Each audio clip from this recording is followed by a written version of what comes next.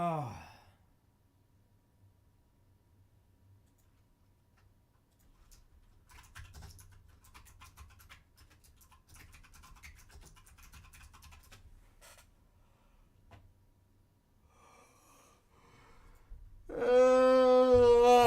Hello, Fuda. Goodness. I gotta make my bed real quick.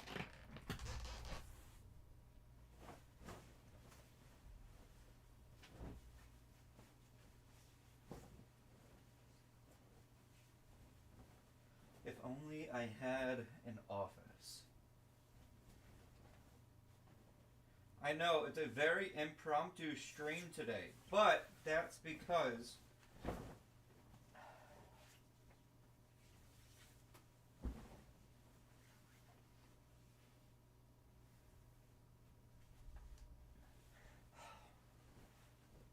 I said fuck it, and I wanted to stream anyway, despite the fact that it hurts to fucking talk right now.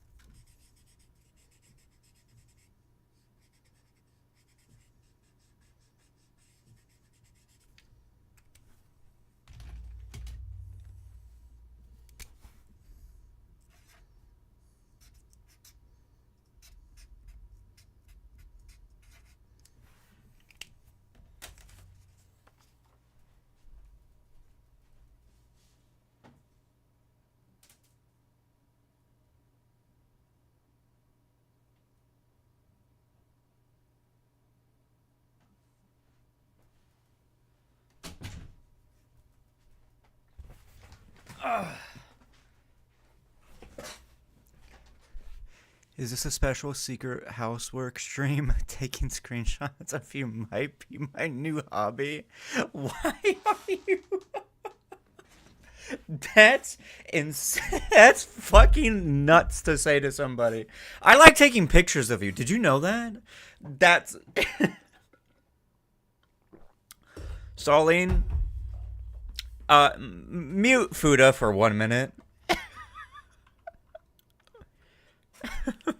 Okay, actually, never mind. Don't actually.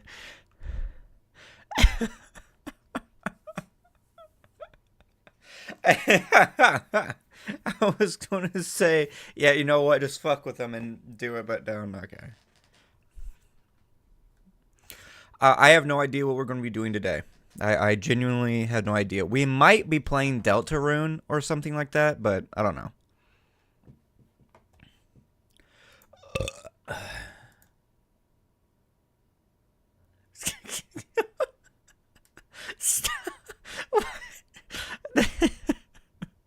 This is why Fuda is guilty. Nothing he did in Milgram. It's because of this user specifically. That's why he's guilty. That's why he's guilty.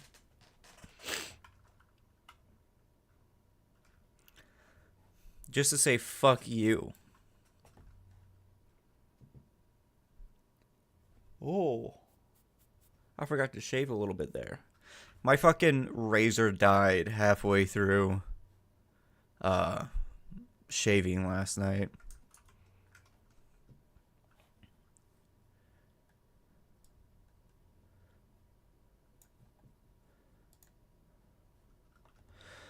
Too far, man. Too far. Too far.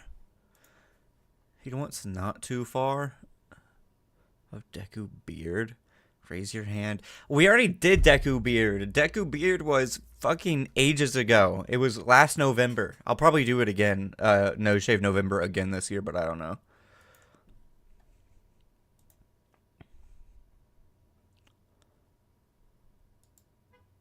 Beard revamp.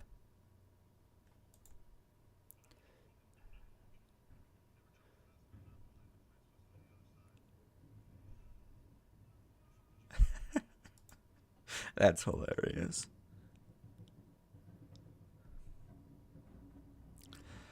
How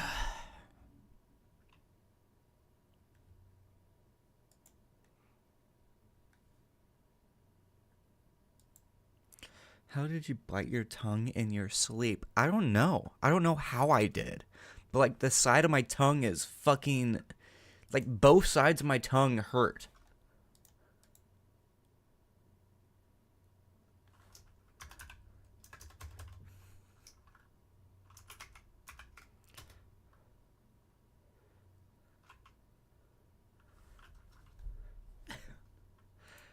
Like... They just, how does, I don't know, like both sides of my tongue hurt, right? And like I was talking to somebody earlier and like I just couldn't talk. But then now it's like it starts to feel better the more that I use my tongue to talk and shit. Now it feels better. I don't know. It's one of those things, like, I think I just, like, slept on the wrong side of my face, and, like, my tongue went, and it, like, fucked up or something.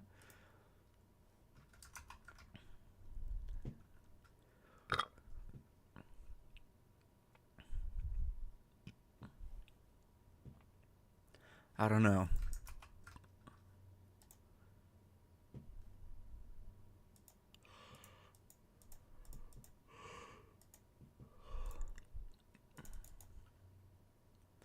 Kiramisu. Oh god, it's Fuda. Yeah, oh god, it's Fuda.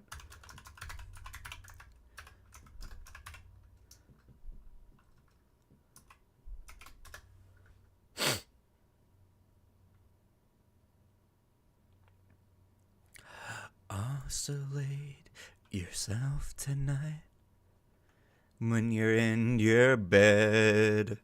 Did you guys see the Gorillas Fortnite collab?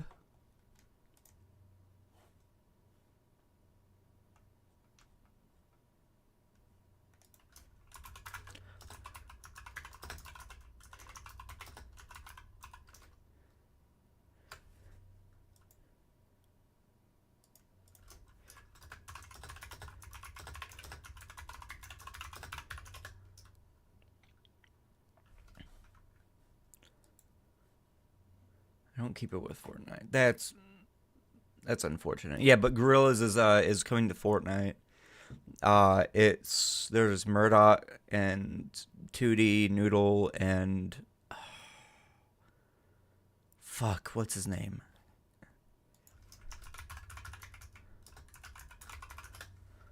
The Discord is about to be flooded with Deku screenshots. My bad, team.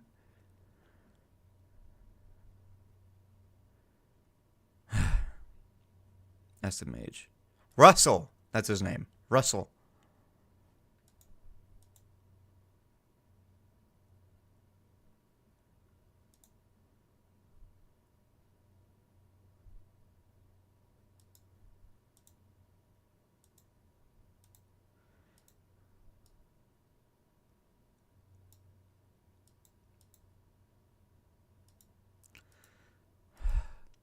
Dude, Noodle is so hot. Oh my god.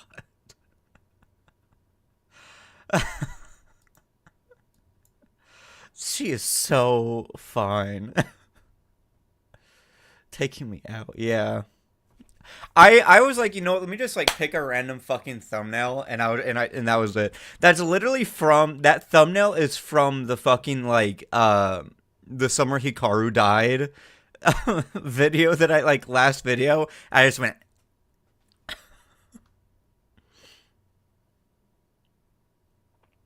I do listen to System of a Down. I do. I do.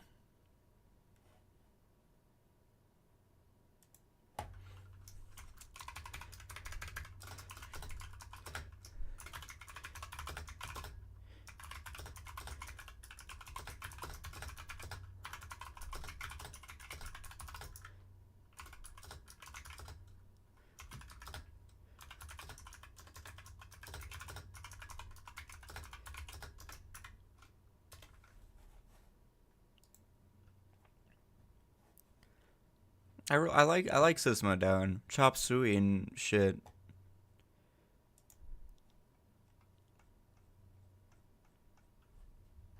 Hey guys, you want to see something cool? Watch this. So I painted my Zippo lighter.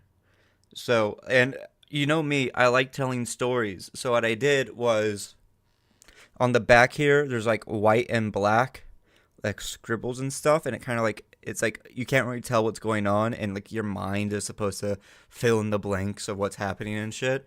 But then on the other side, there's this guy right here, and he's like holding this long serpent thing, and you see like he has a sword in hand, and there's a bunch of stuff, or it could not be a guy. It's all up to like interpretation because of how simplistic it is.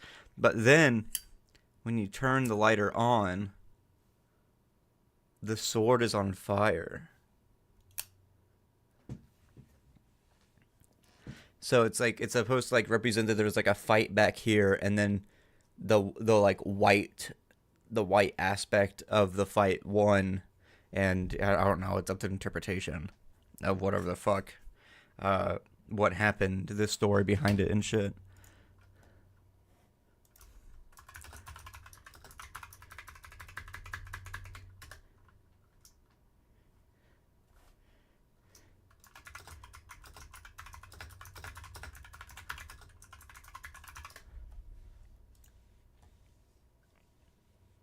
It's a fish? Yeah, it's a fish. Yeah, it's a fish. Hi, Mepper. Hi, Mepper. Everybody say hi, Mepper. I just came here to say Amine C. Cannon and Milgram. She literally has a council of multiple Amines in her head trying to argue whether she should eat pancake. Shido tries to get her to eat. That is definitely something. That is definitely a theory.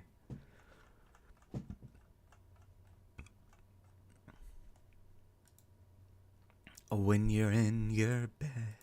What's y'all's favorite gorilla song?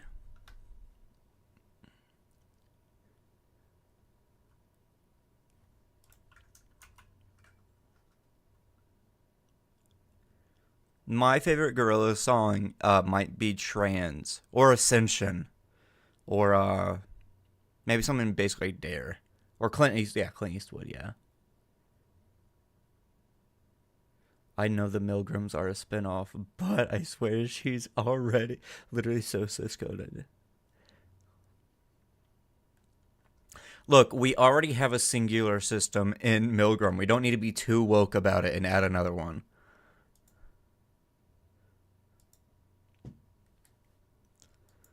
SMH. Don't get too woke now.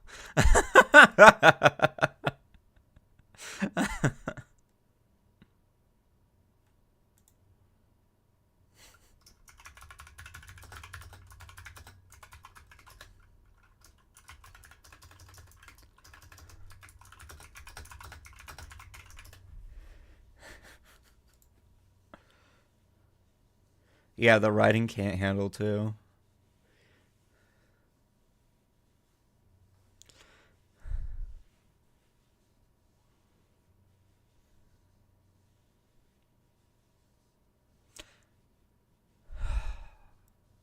Dude, I'm scrolling through my YouTube For You page, and there's literally like there was two fucking videos back to back right next to each other that had AI in the thumbnail. I'm gonna kill myself.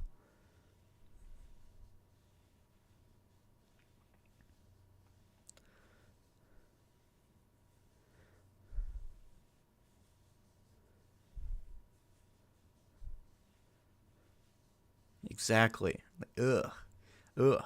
I want it to be known right now. I have never ever used generative AI, whether it's large language models or uh, supposed AI art in any of my videos. The only time I've ever used AI is for personal uses of me literally just wanting to talk to it and shit and have it glaze me. That's kind of a joke. I will sometimes I'll send it messages and shit of things that I write, like the political shit, and see what it thinks of it. Because I turned my chat GBT into a Marxist, so I was like, what does it think about this? You have all of it, and I was like, what do you think of this? And and it's like, yeah, this looks good. I was like, okay. But yeah. The only other thing that I also use AI for is as a search engine, because Google and other search engines fucking suck now.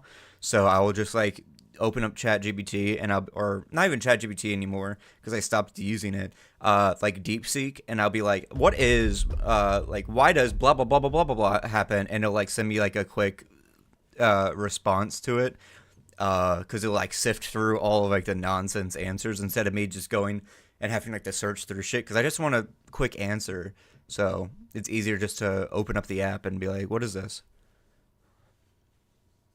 Used AI art, and I said ew audibly. Yeah. I use AI to make a recipe for more fish. I only use AI if I really... Yeah, exactly. Exactly. A really, really specific answer. Or the other thing that I use AI for is math. But not basic math, but complex math that I can't reasonably search Google for. One of the things that I recently searched up, I was like, what is the amount of energy that it would require to shake a building for 45 minutes at a level 10 on the mercantile scale or whatever the fuck. And it literally went through a bunch of equations and shit for epicenter and everything, and it gave spat it out, and it was accurate and shit, because it showed its work. Well, I just gotta say,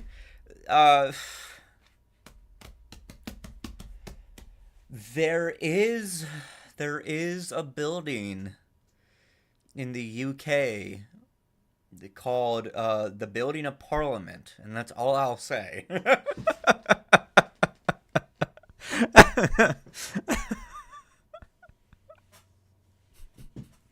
That's all I gotta say. I won't say anything else other than that.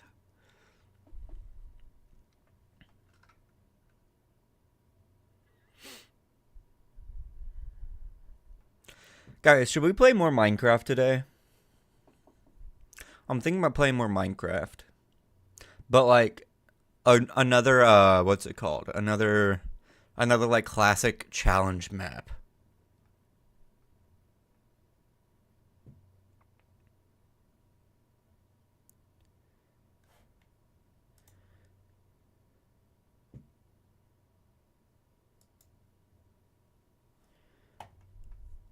Maybe Skyblock, or maybe Sky Grid or something like that. Maybe something short.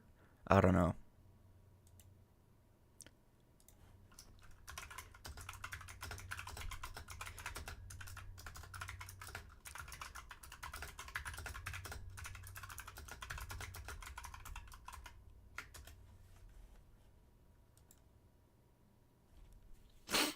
I don't know. I don't know what I want to do.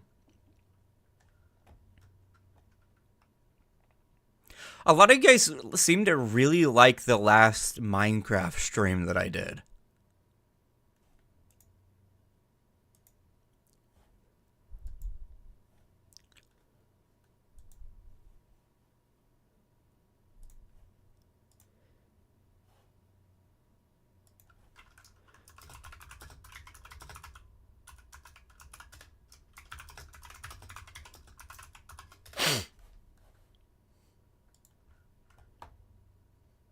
Thumbnails are low-key my multiple reactions to various things.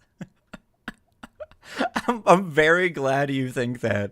I have so many fucking thumbnails of me making random faces. I I make so many different fucking. It's like my face is made out of like rubber, and I just like morph it. It's like Jim Carrey, like a.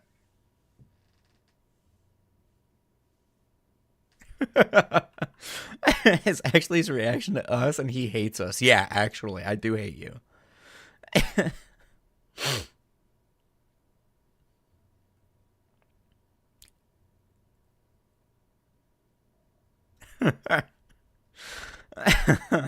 That's not. Yeah. Okay. Let's see.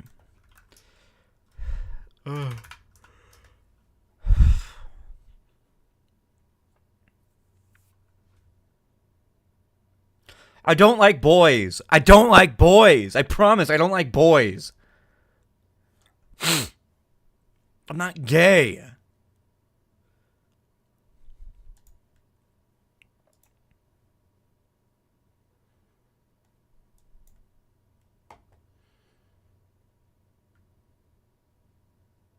Gays?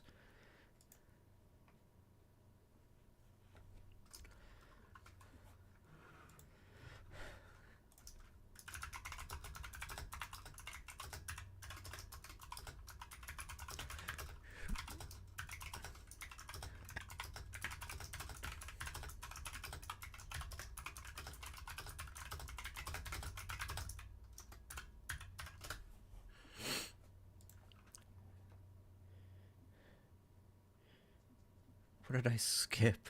You skipped me talking about how I wanted to shake the parliament, the building of parliament at a level 10 on the Richter scale.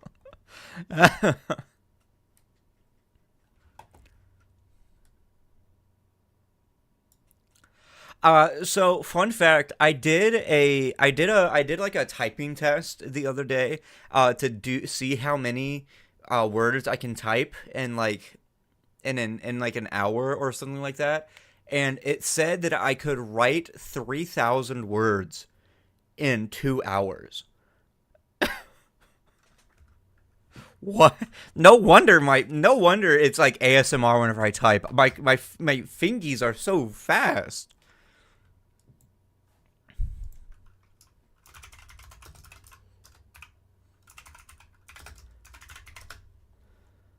Okay.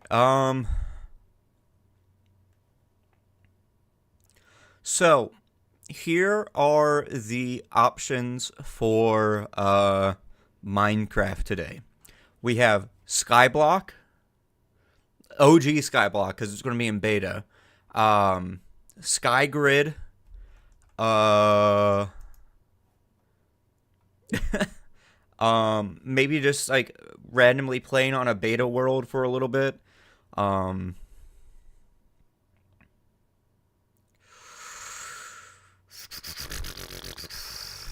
or um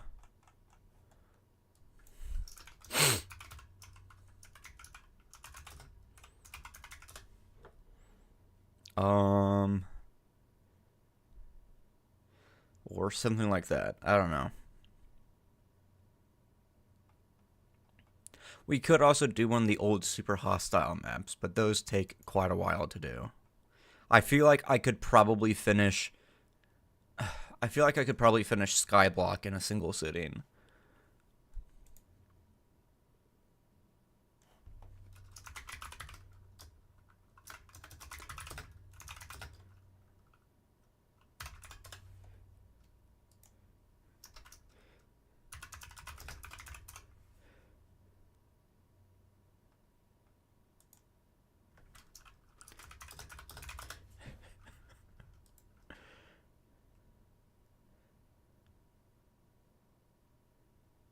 Like the stream, you ungrateful fools.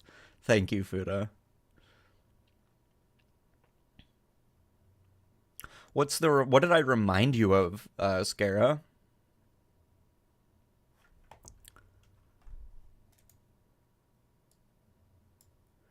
I don't speak Japanese! God damn it! I'm gonna Google fucking Translate. Fuck this shit. Fuck this shit.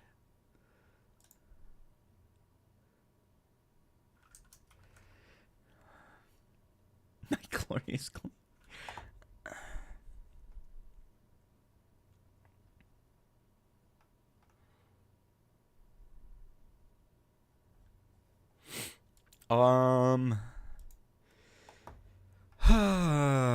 Let's see. What do we do?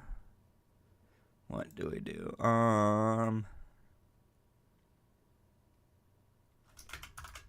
Yeah, let's do that.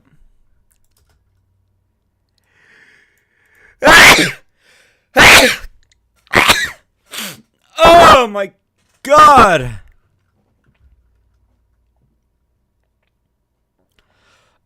God, that's so sus.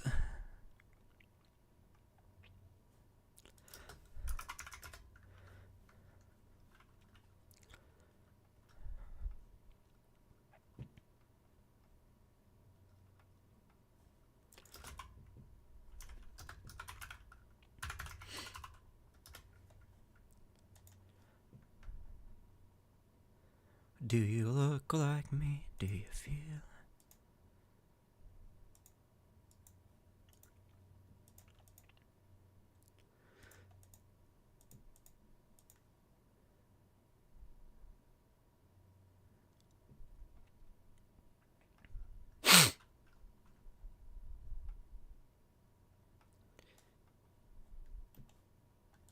Yeah, fuck it, whatever. We're just gonna. Thank you, everybody. Thank you.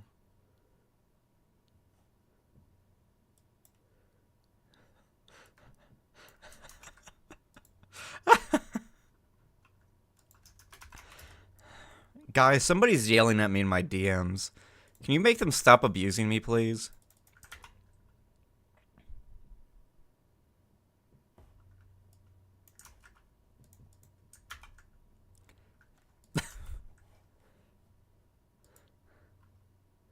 What do you mean, no? What do you mean, no? That's so rude.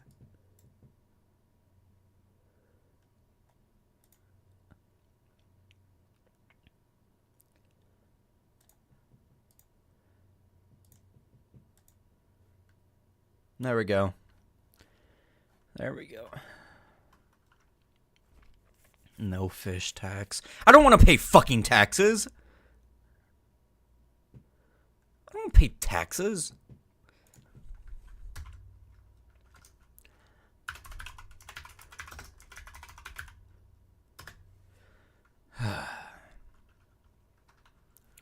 Oh, fuck. Oh, hell no. I'm on top of a tree.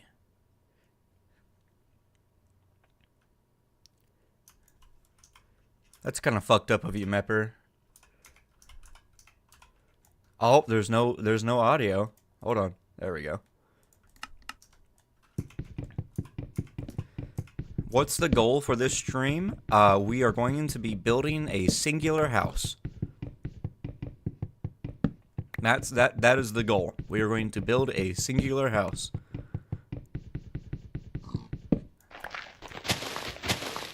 Mepper's a little psychotically challenged, but that's okay. We love them anyway. That's true. We love them anyway.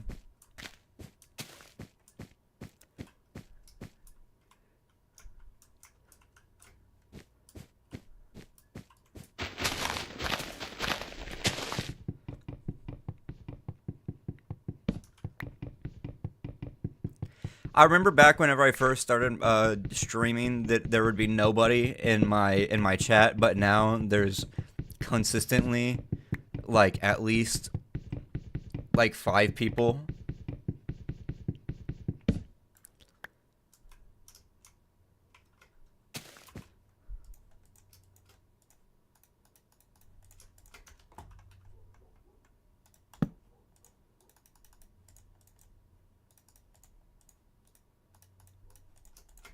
There we go.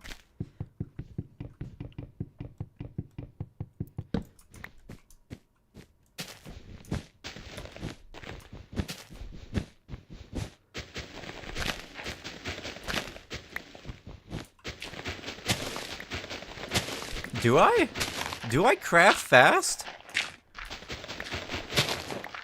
I've never noticed.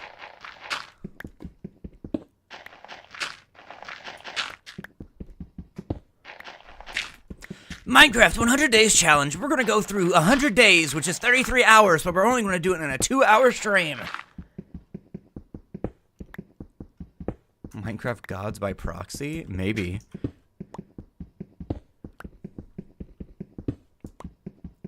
Don't worry about it. It's just a voice. It's the voice telling you to eat your vegetables and don't be naughty.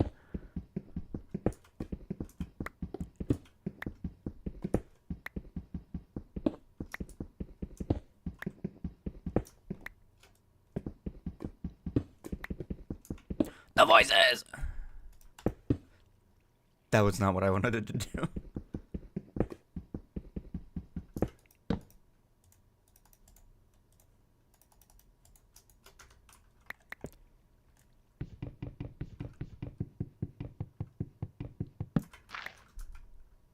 Let's get rid of this wooden pickaxe.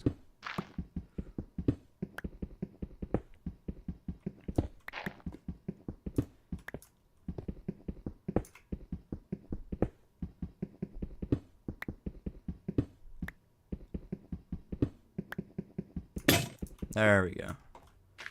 Has anyone made thirst edits of me yet? No, there hasn't. But I've talked about that. I've talked about that before, how if there was ever anyone that did a thirst edit of me, I would spread it like wildfire, because that would be hilarious.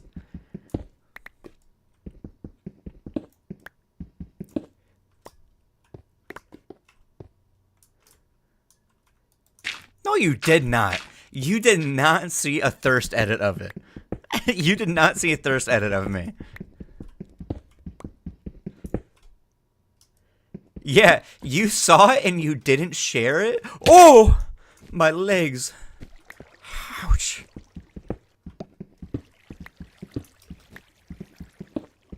Yeah, blasphemer. What the fuck? Uh-oh.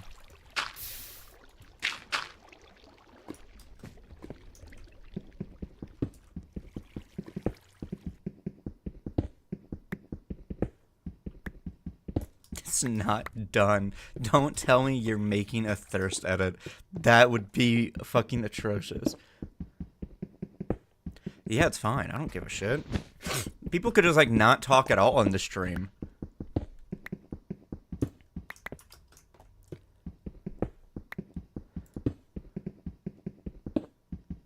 Yeah, bye-bye, bye-bye, bye-bye, whatever, Fuda. Bye, whatever. I'll miss you forever. I won't.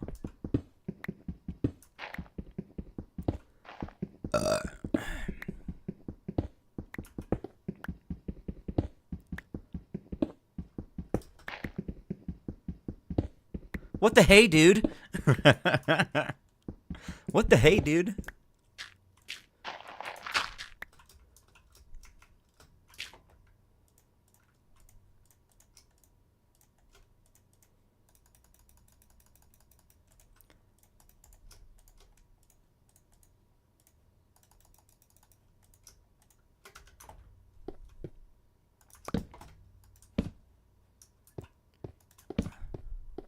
There ain't goddamn nothing back here.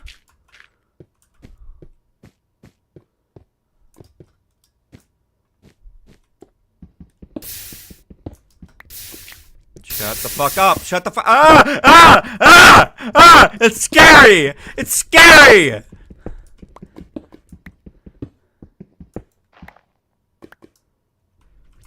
Oh, it's scary. I don't like this. I don't like this game! Old Minecraft is scary. Minecraft ARG challenge. Ugh. Who cares about the fucking cave crawler? Old Minecraft's lava sounds are scarier. I still miss whenever, like, blocks didn't clump together and, like, they weren't 3D. I liked whenever they were images. Yeah. Minecraft was secretly never a kid's game?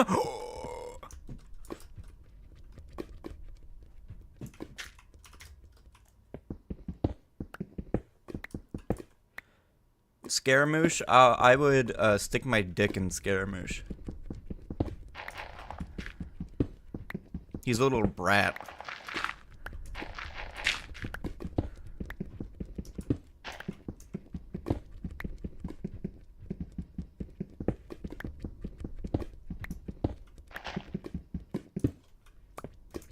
What's even the fucking point? What's even the fucking point, chat?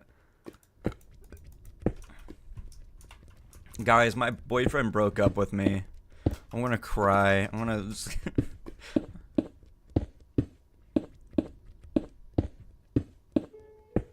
Oh, there's the music. Oh, there's the music. Whoa.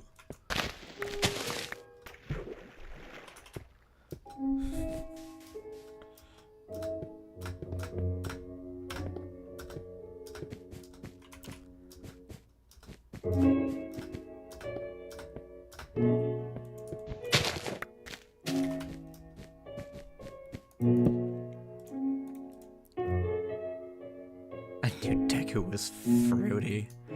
Oh my god, dude, how could you tell?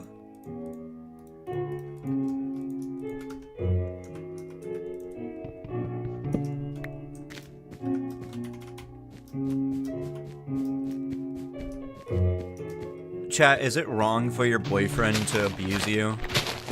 But they're a foot shorter than you, and and they're like 100 pounds, they weigh 100 pounds less than you. Is that technically abusive still?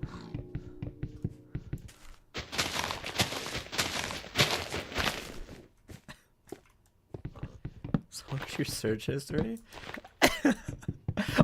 What the fuck? Why do you want me to show you my search history? Okay, give me a second.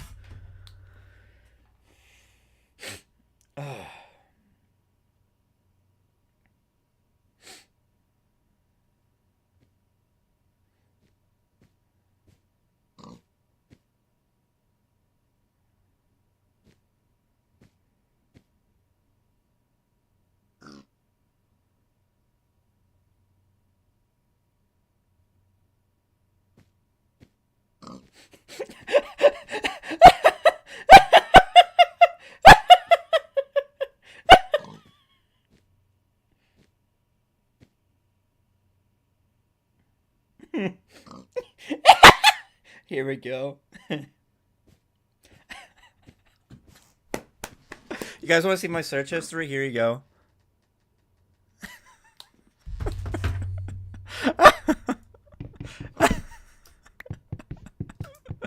Ah, please. I hope you could tell what that was. Oh, that'd be so fucking hilarious.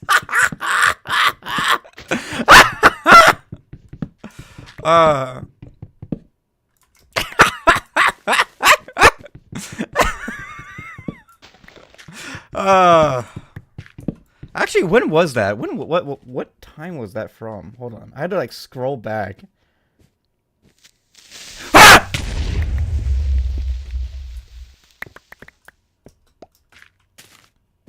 That was freaky, but I didn't die.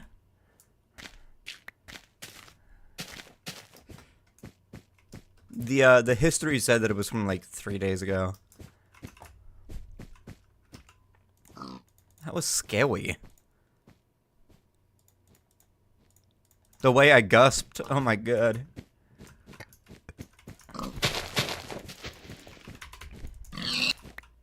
Pork chop. Pork chop.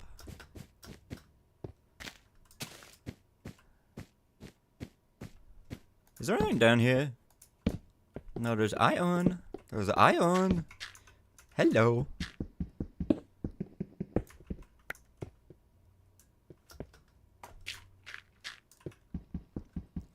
Sorry guys, no more porn for this stream. I gotta lock in.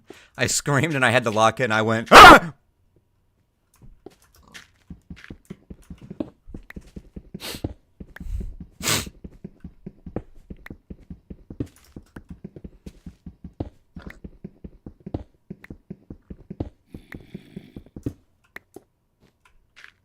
Hey.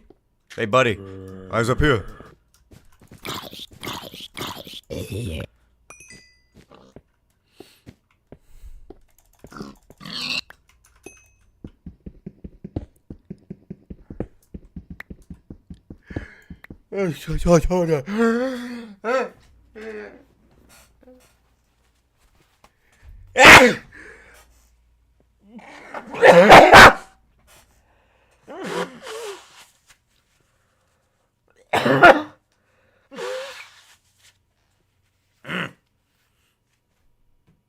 Ugh.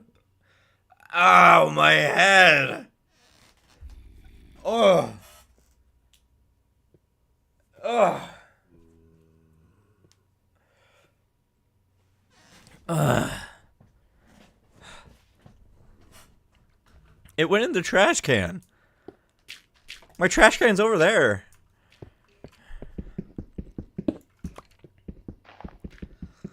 I'm not dirty and disgusting. Like some people I know.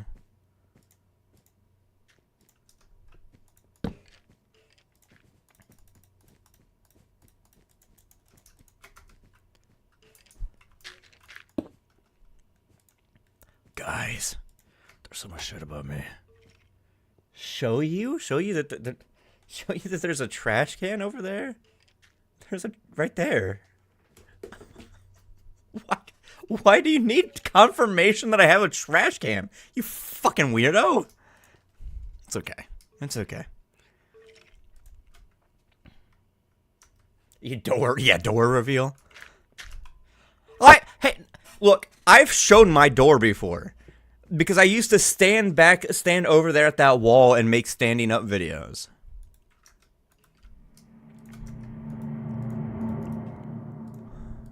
Guys, oh my god. That was so fucking scary. Minecraft horror game.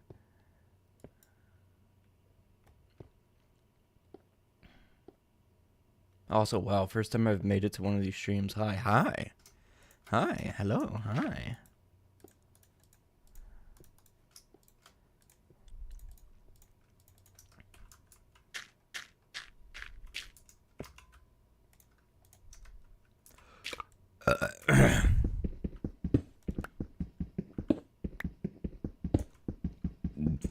Guys, are there any pretty boys or girls or they thems or it/its or neo pronouns in the chat?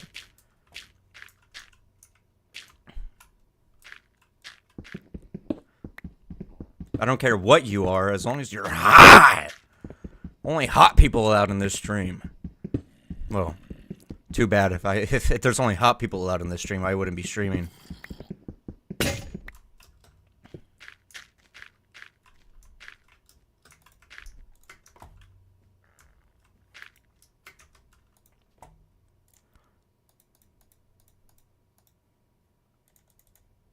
Oh, I only get iron boots.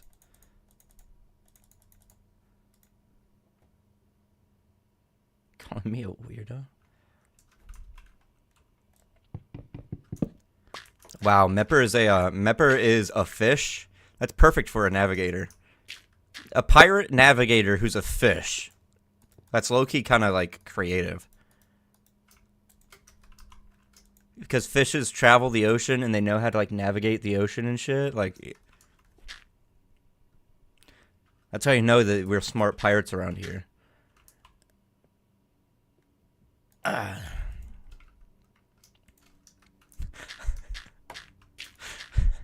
Chopped or not chopped? Chopped or not chopped? Viewer edition. Everybody send pics, and we will have the entire server judge you to see if you're chopped or not. That's fucked up.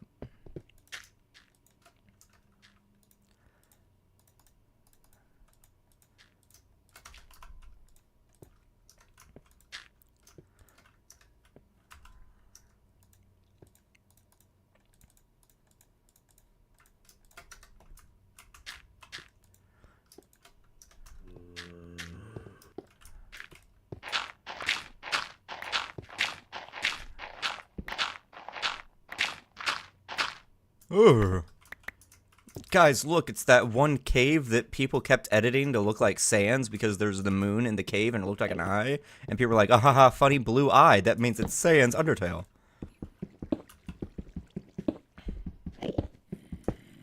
Guys, if there was going to be a sequel to Deltarune, how would you make another anagram out of Undertale such Deltarune and make it like that?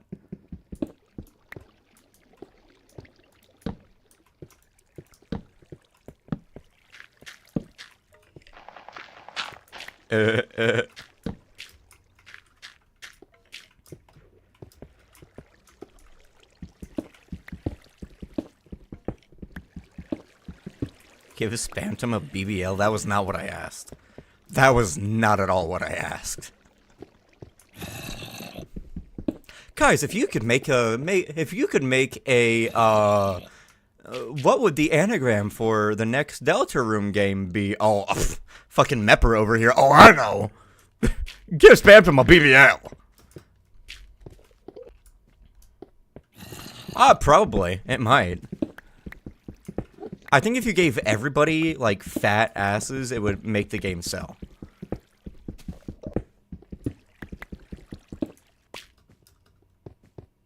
Make everybody's body tea. There you go. Just make them all look hot as fuck. Make it a Gooner game next. Gooner Tale? Gooner Rune?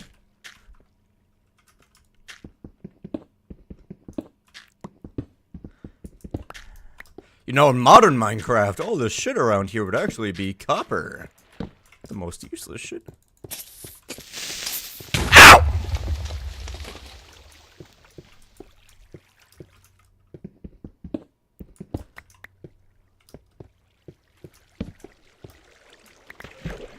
Captain's log, day 54. I haven't had any femboy ass in 3 days. I think I'm losing my mind. In the caves. Thicker rune? Thick rune? Thicker un? There's an R after the E there, which makes me think that it's pronounced thicker un.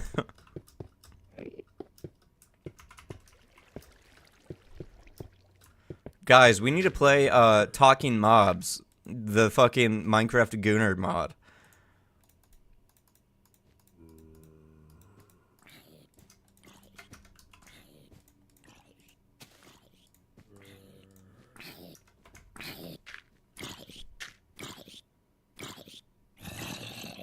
Thicker rune.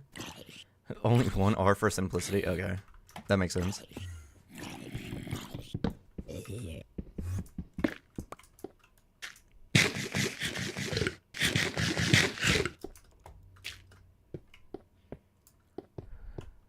Like how fish is only one fish is simple. Yeah, true. Only one fish.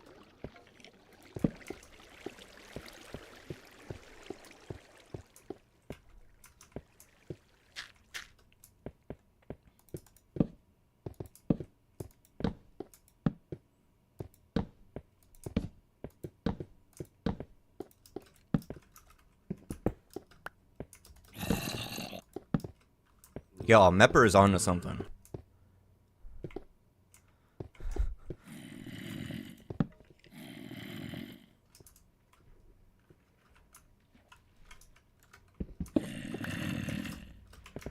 Oh, booyakasha! Fucking bitch.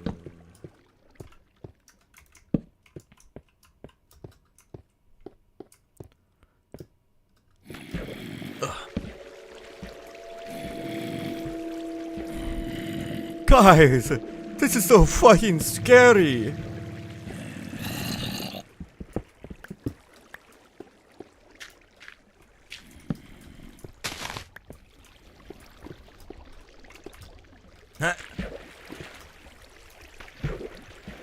Saline, why are you frowning?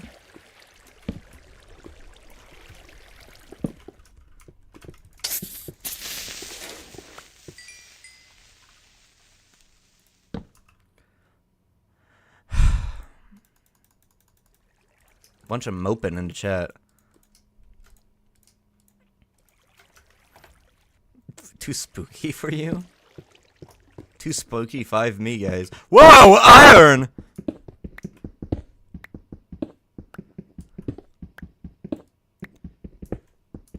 Mmm. Yummy.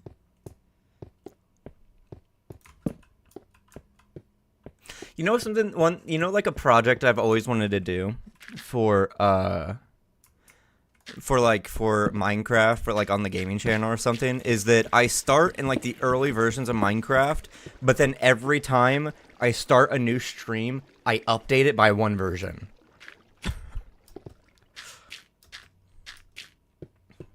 Like major update, not just like small like bug fix, but like major update.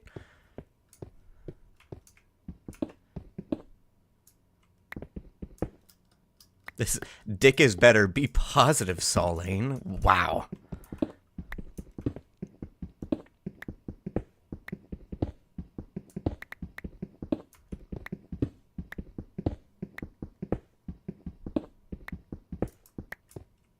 Wow, glasses.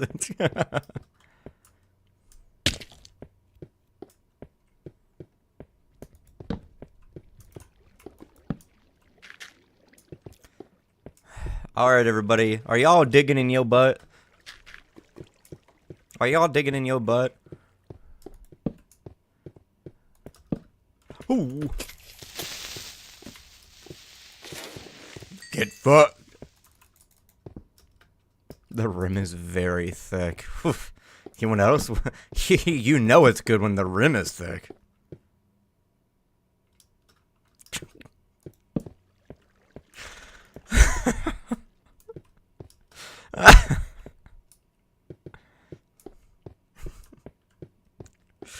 Dude, Fuda would be taking. Oh my god, my headphones died!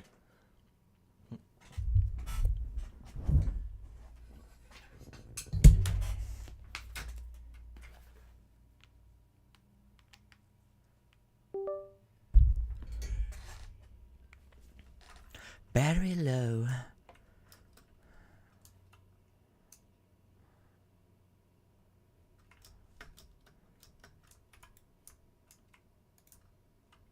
Why can't I hear anything?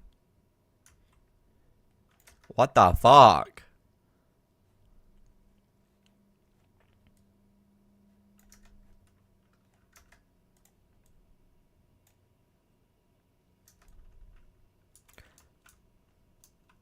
Delete your audio? Why did you delete my audio? You fucking freak? You fucking freak? How dare you? How dare you? You little goblin? You little fucking goblin? Cause no fish tags. Hate it. Hate you. Hate you specifically.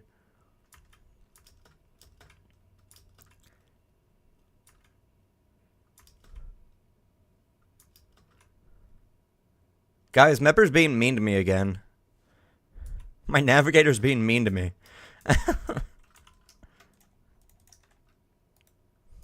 Is that a One Piece reference? Navigator bees mean to Captain? Is that a One Piece reference?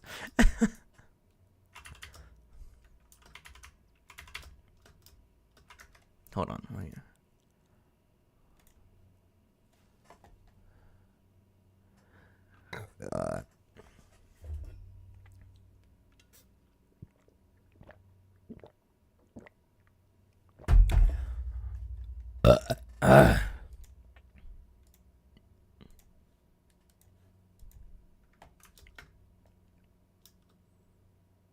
Be flirty to him, guys. That's, that's just the running bit with Scaramouche, is that he's constantly flirting, but he never means it.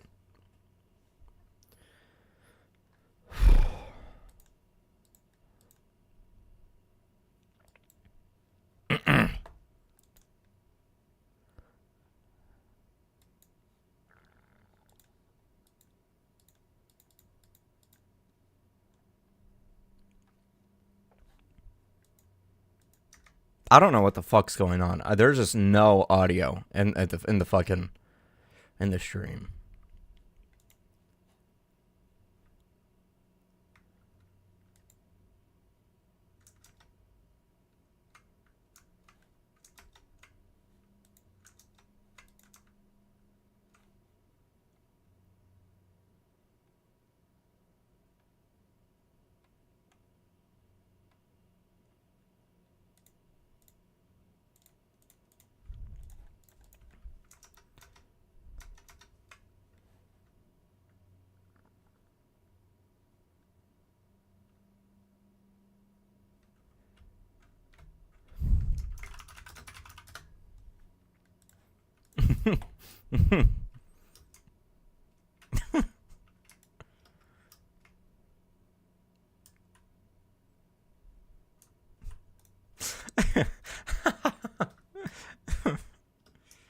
Captain, why is that chatter flirting with you? Bye, Scaramouche.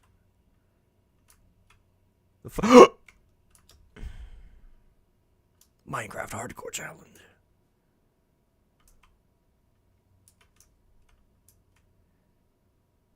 Deku, you like my fish? I do like fish. I love fish. I love me some good old fashioned goddamn fish.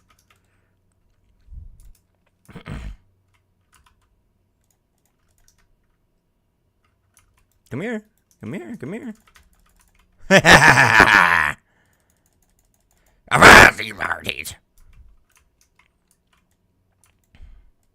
Oh, fuck. Oh. Get fucked. Get fucked. Yeah, get fucked. Get fucked.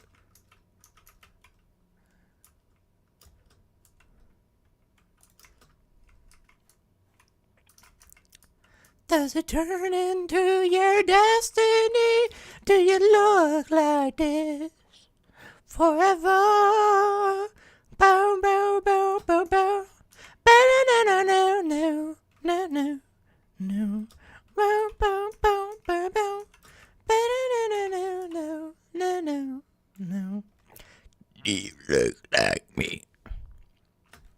Do you look like me? Do you feel like me? Do you turn into your destiny? Do you look like this forever? Why is it so high? Am I digging in a mountain? Oh, oh, oh, oh, oh. Nope, I'm not. I was just low-key tripping. Oh my god, that egg just disappeared in front of me. That's insane.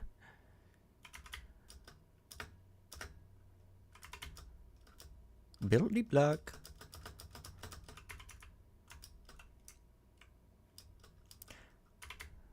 Do you turn? Guys, who should I get? Hold on, guys. Flowers. Who should I give this flower? Who should I give this rose to? But Mukuhara Kazui is that's certainly something. Hold on. Oh, I got something. Dropped a bow. Somebody dropped a bow.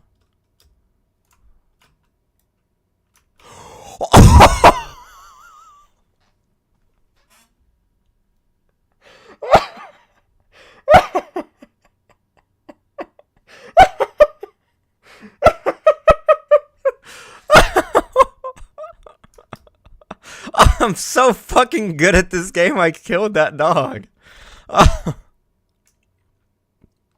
That was tragedy, dude. That was straight fucking tragedy.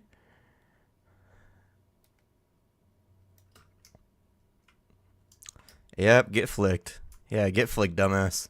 Yeah, get flicked. Good thing you can't hear the audio where you would just hear like a dog go. Rawr!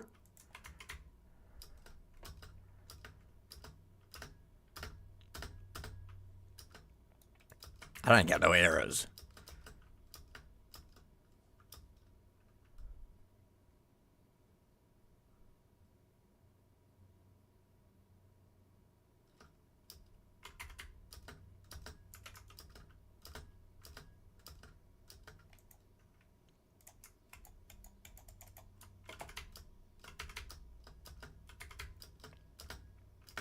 Was that a was that a village I saw?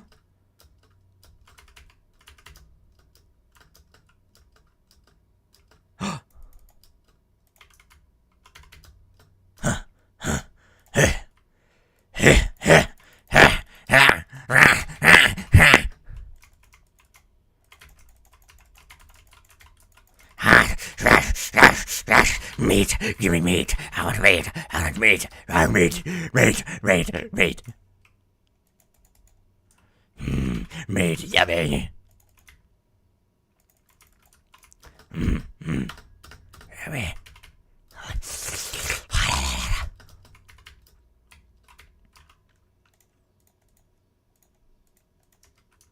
Did that tree just grow?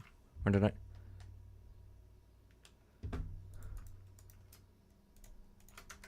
Forever. No.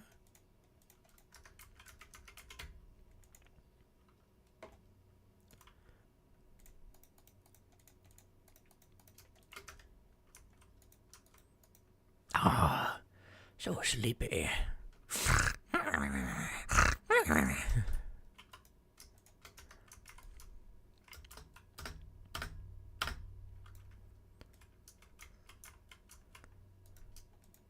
Do you look like me? Do you feel like me? Do it turn into your destiny? Rah, rah, rah, rah, rah. Ouch. Rah.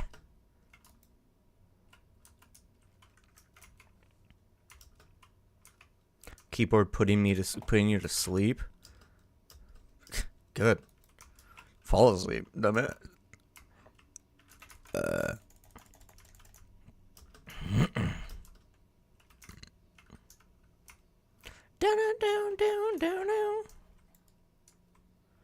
I don't really know why I'm gathering more iron. I really don't need it now. I'm not exactly going for the long game in this. The long way. The long way. The long way.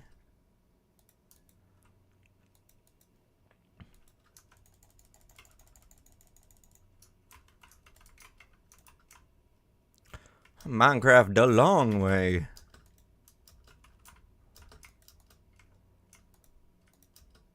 Oh. Oh.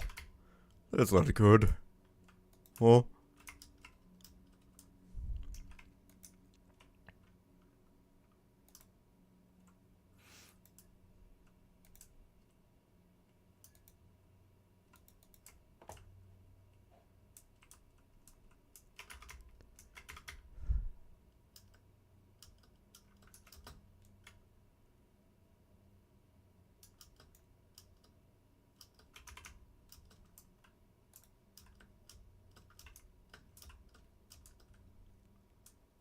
Do you think if Superman smoked cigars and like cigarettes that he could get lung cancer, or do you think he's just too super for it?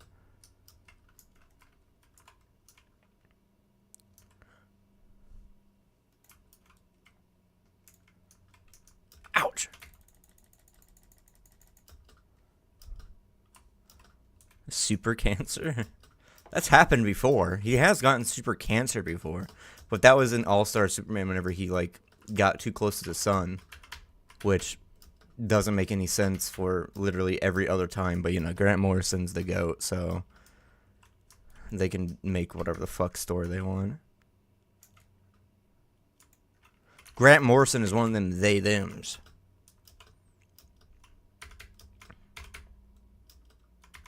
They're also fucking insane. Like, genuinely insane.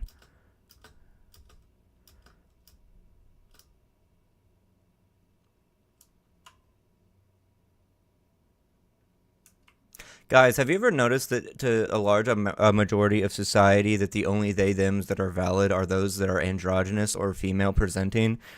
Because it's still deep within their mind, masculinity is still reserved for a certain type of person, and you can't look masculine or be presenting masculine without being, you have to explicitly be male. You can't be non-binary.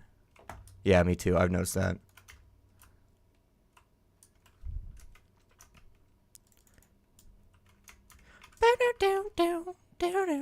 No, do you know?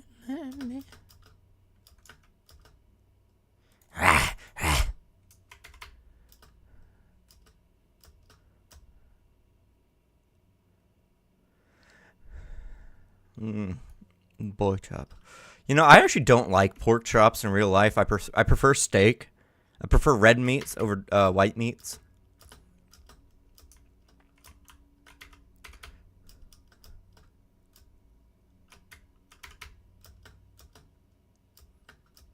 Is that a jungle?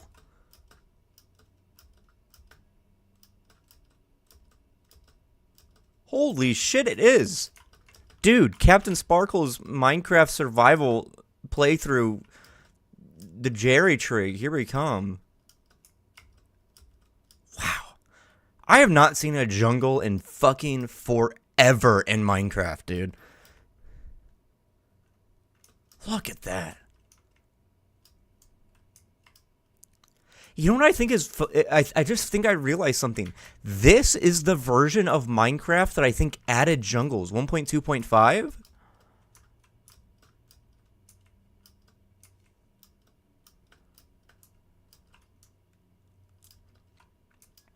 And I also think this was the version I literally started playing Minecraft.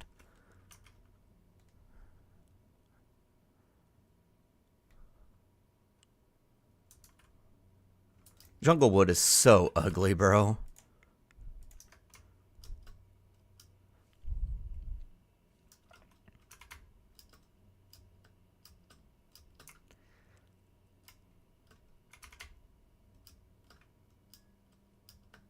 Ow.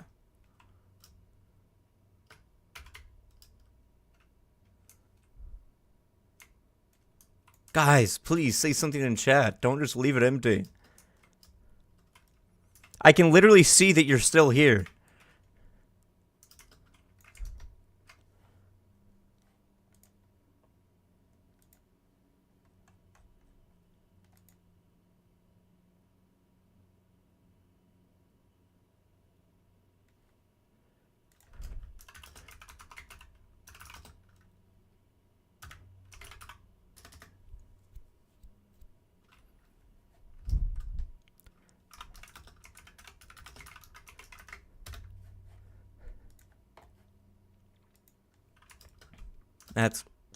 That sucks. I'm cooking up Milgram fanfiction right now. Insane. Is it where Fuda is undeniably guilty? If so, let me read. I need affirmation bias. Whoa, Apple.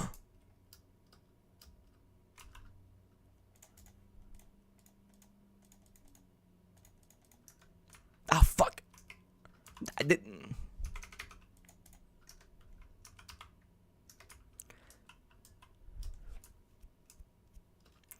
Is it smut fanfic? Oh, God.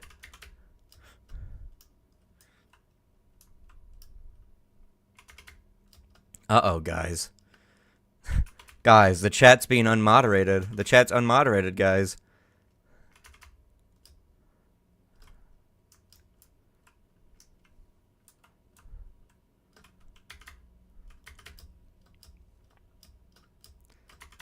This is so scary, guys. My chat, it's unmoderated. Literally anything could be said and no one can stop anything.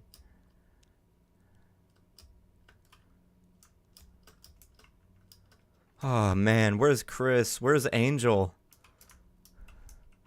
Where's Haruka?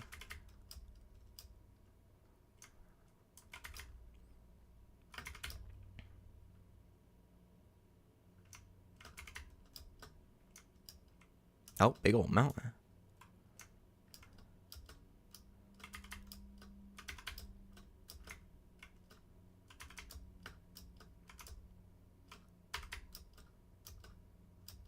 Them some big old mountains.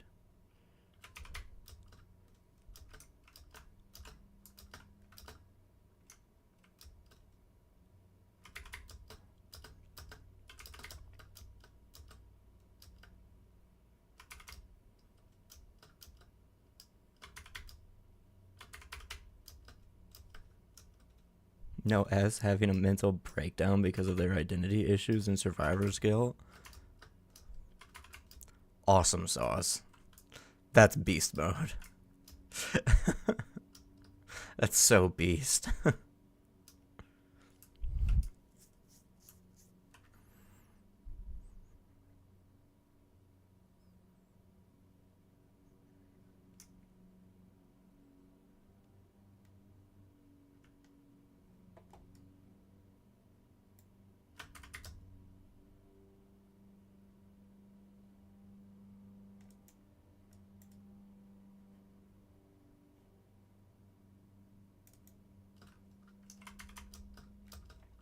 pumpkins.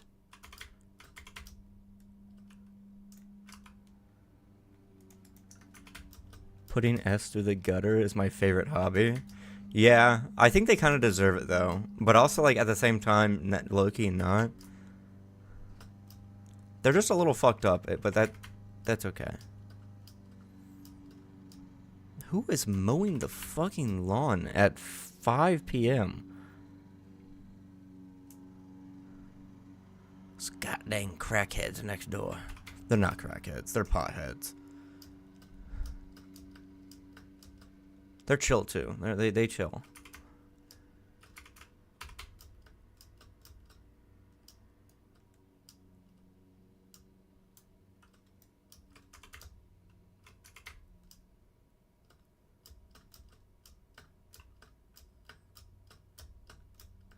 Dude, this version of Minecraft is so fucking boring. How did I play this for 13 years?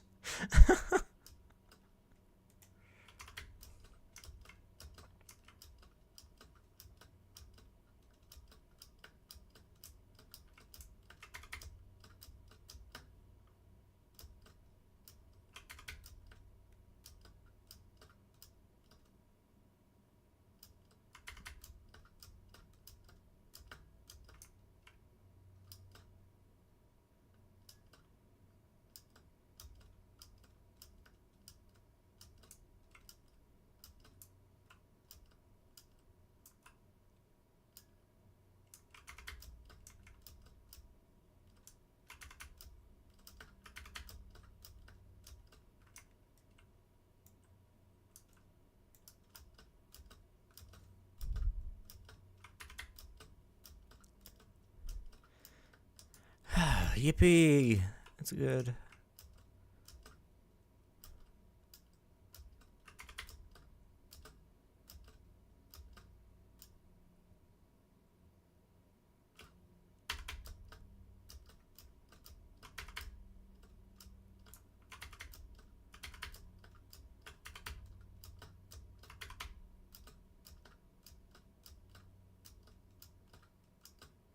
Ow!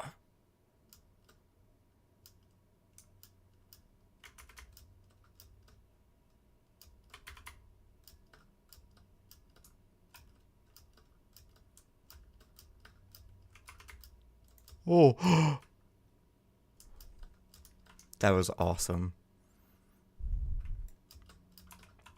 Oh, whoa, what?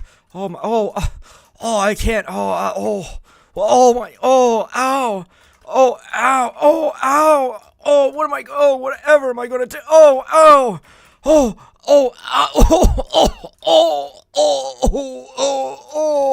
the light, oh, goodbye, cruel world, oh, wow.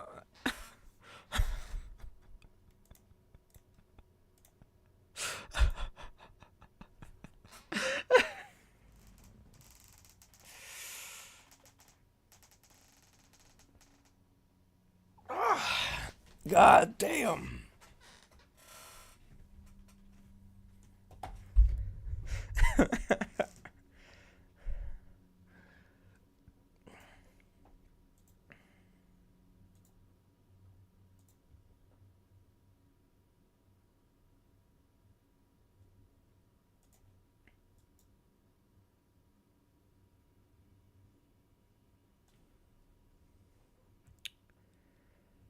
Whew.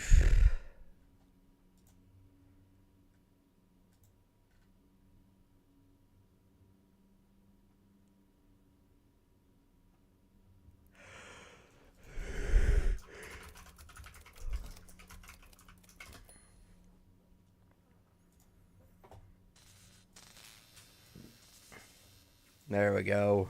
Let's get some fucking music in here.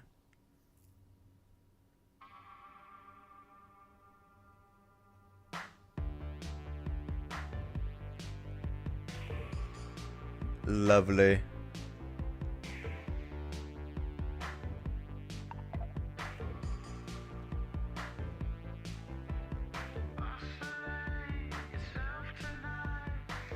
Why was Ace from fucking Powerpuff Girls and the Gorillas. Hold on.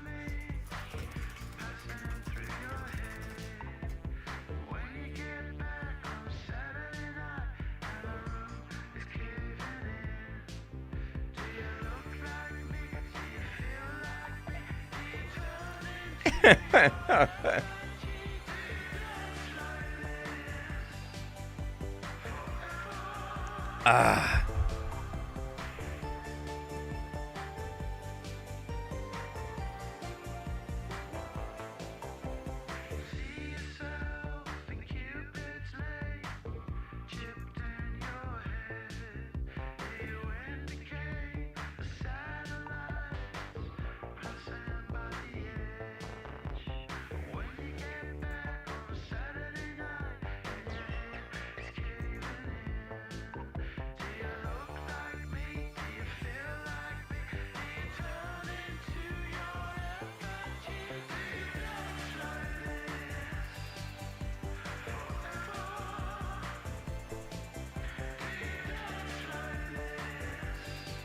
It's fucking nuts, dude.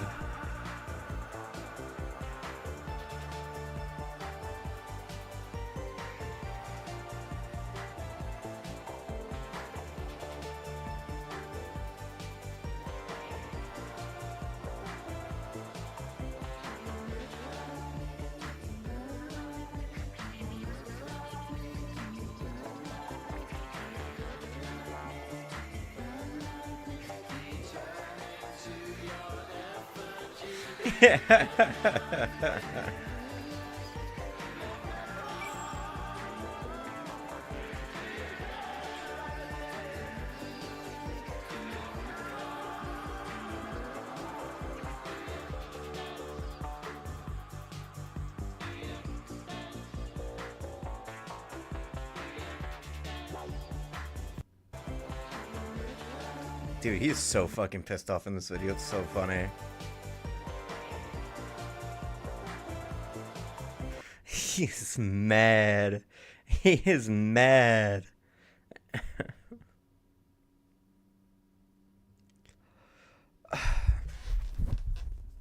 Oh. My back itches.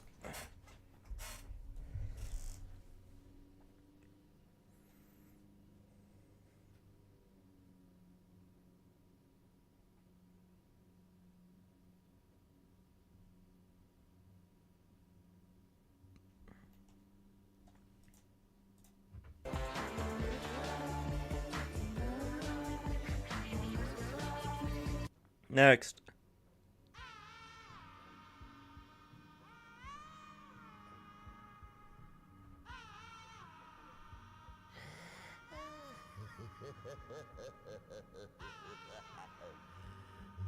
Guys, what should we do next? What should we do?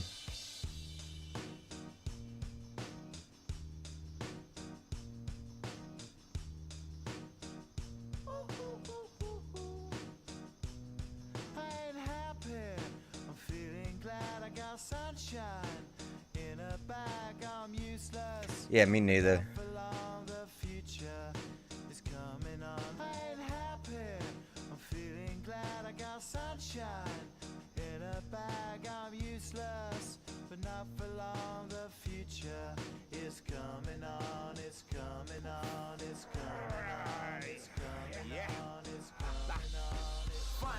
Someone let me out of my cage. Now, time for me is nothing cause I'm counting no A's. Nah, I couldn't be there. Nah, you shouldn't be scared. I'm good at repair. I'm trying to find like videos to react to. Look, I'll make it all Manageable. Pick and choose, sit and lose, all you different crews. Chicks and dudes who you think is really kicking tunes. Picture you getting down in a picture tube. Like you lit the fuse. You think it's fictional, mystical, maybe spiritual. Hero who appears in you to clear your view when you're too crazy. Lifeless to those, the definition for what life is. Priceless to you because I put you on the hype shit. You like it? Gun smoke, you're righteous with one toke. You're psychic among no possess you with one go. Let I got sunshine in a boundless. Useless. Useless.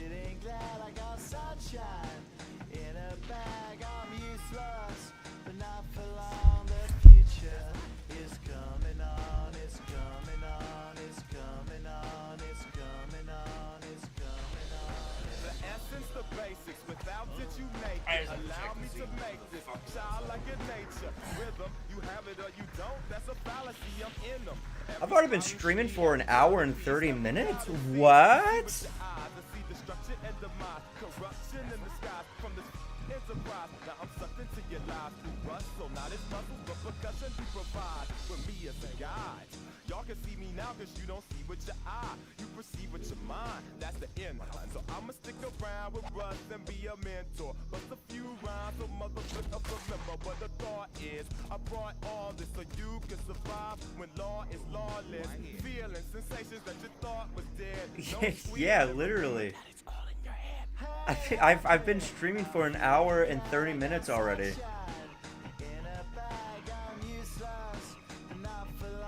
That was so fucking fast. That was insane.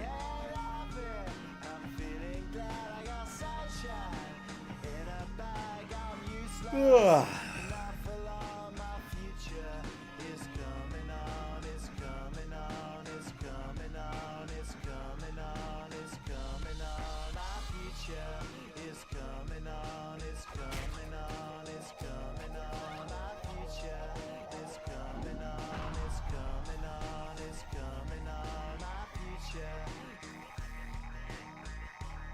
Oh, that's sick. Are you gonna make an S-themed bingo card for next for the next MV and VD?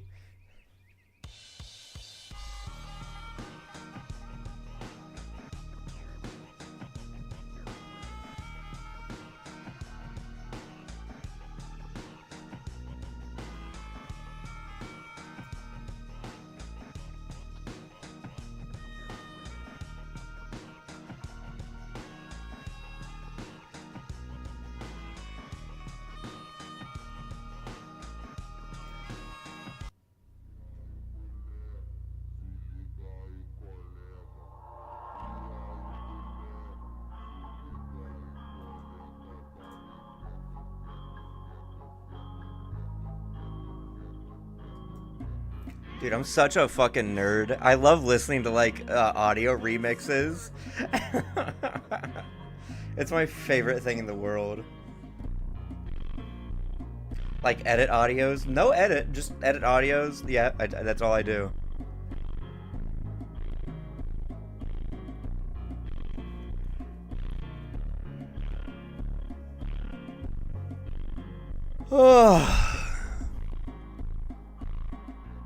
Oh, really? That's nice. Yeah, I do too.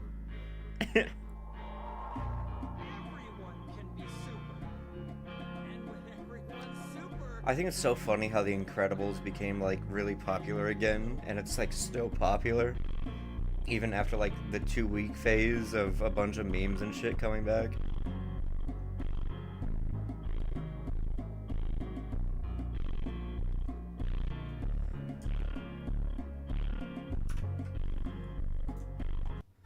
What is this? Hold on.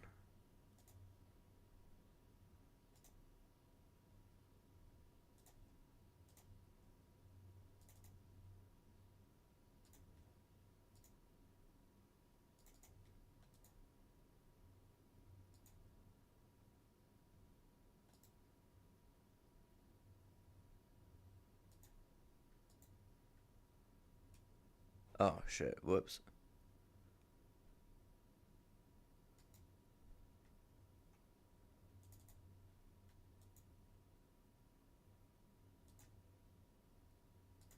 There we go.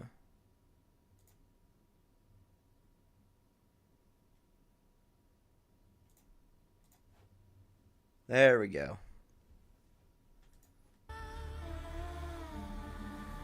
The Witcher series really did well to capture that sense of exploring a brutal fantasy world as a protagonist who knew how to get their hands dirty. But in the upcoming dark fantasy RPG The Blood of Dawnwalker, a new game from a team of former creatives behind The Witcher 3, it leans further into a morally ambiguous setting as you decide which path its protagonist will take. one that maintains his human form and ideals, or one that embraces newfound powers as a half-vampire. Just ahead of Gamescom 2025, we got an extended walkthrough of The Blood of Dawnwalker from the devs at Rebel Wolves that put a spotlight on the parallel playstyles of human and vampire action RPG gameplay. So far, The Blood of Dawnwalker is putting forth some strong concepts for its take on a dark fantasy RPG that's all about navigating two different worlds in cunning fashion.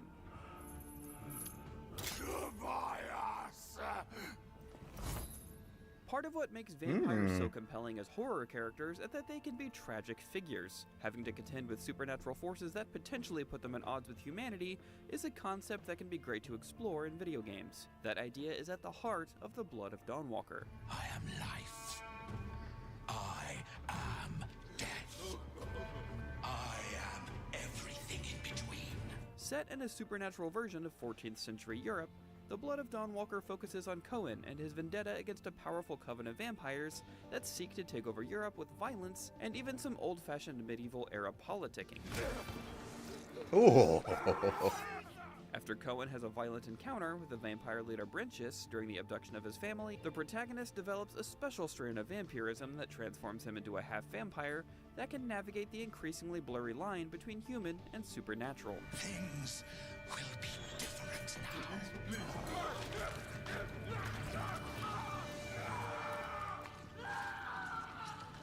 For all of you.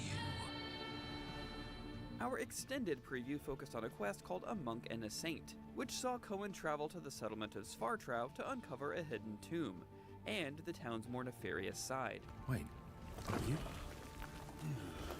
you Mihai? This quest features a round of combat sequences against some foes capable of withstanding Cohen's abilities in both his human and vampire forms.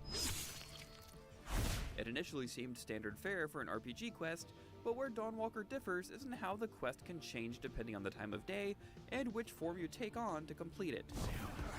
The leading narrative hook carrying players forward is the month-long time limit, giving Cohen only a limited period to rescue his family. You can largely advance the day at your choosing, and Dawnwalker doesn't necessarily pressure you to make some time-specific choices.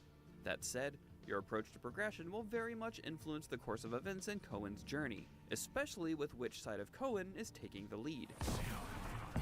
Time is essentially a resource that you can spend with each passing quest and activity, and depending on what you do and when you do it. The developers gave us a run of the preview's main quest from two different sides, as both Cohen's human and vampire forms. When playing as the latter, Dawnwalker shifts to a stealth action playstyle, where the protagonist must avoid detection from guards and civilians. Cohen's vampire abilities are also unleashed in this state, allowing players to walk on walls, teleport, and use blood abilities and vampiric claws to cut down foes. And yes, you'll also be able to drain the blood from humans, foe and non-combative alike, for stealth takedowns or outright executions. I was impressed by how much the action and pacing looked like a mix between The Witcher's grand scope and the immersive sim element of Dishonored when seeing Cohen in his vampire form.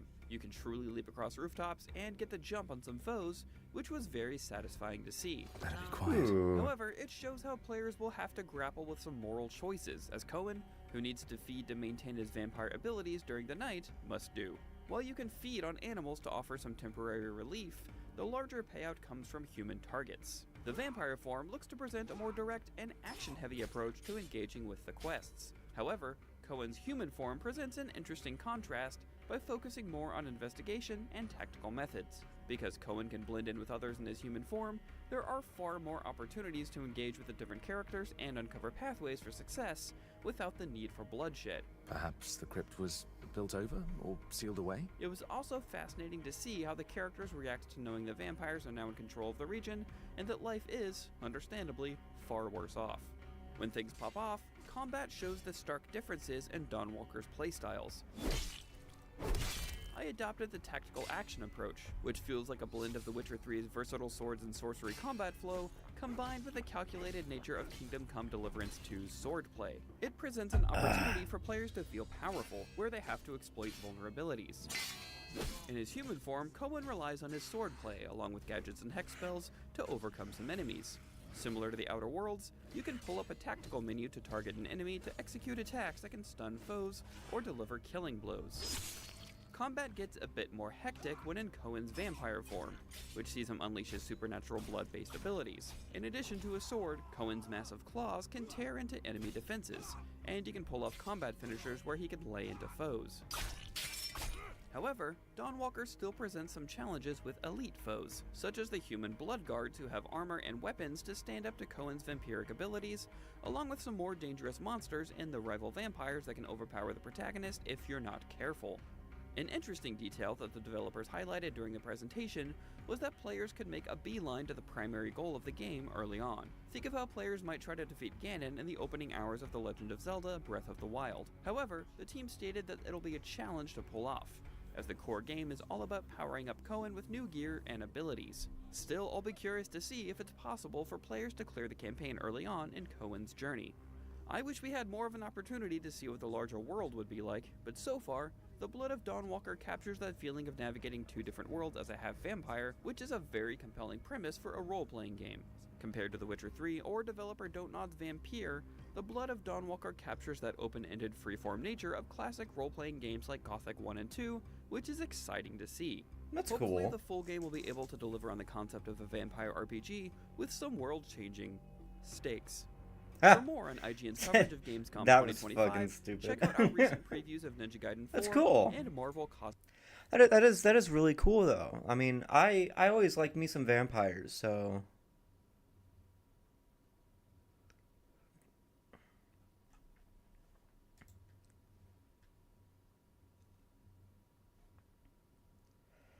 let's see.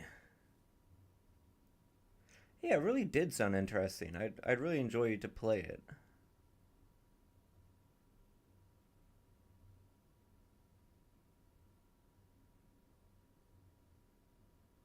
Which YouTubers make a good manga? Me. I make the best manga. Put me in a 1v1 in storytelling and I'll fuck people up.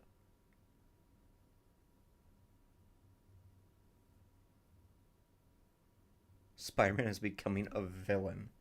Man, whatever gets the fucking sales, I guess. Ooh, let's watch some scary videos. On January 7th, 2020, Rockmart, Georgia, a small town tucked away just west of Atlanta, where the houses line up close to the railroad tracks, and where, on that ordinary winter afternoon, something would unfold that no one could have expected.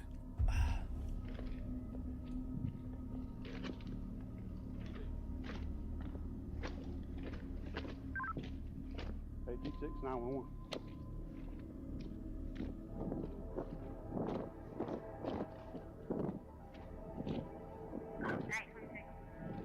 Come here.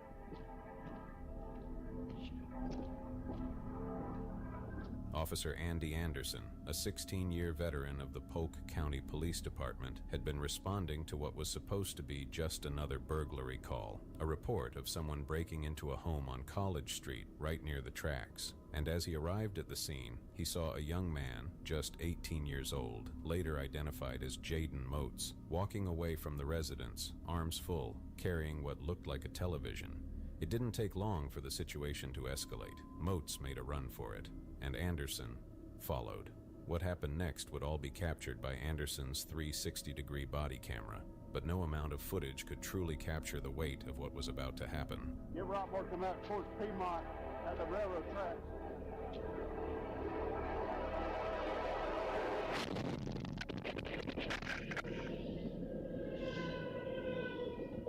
What the fuck?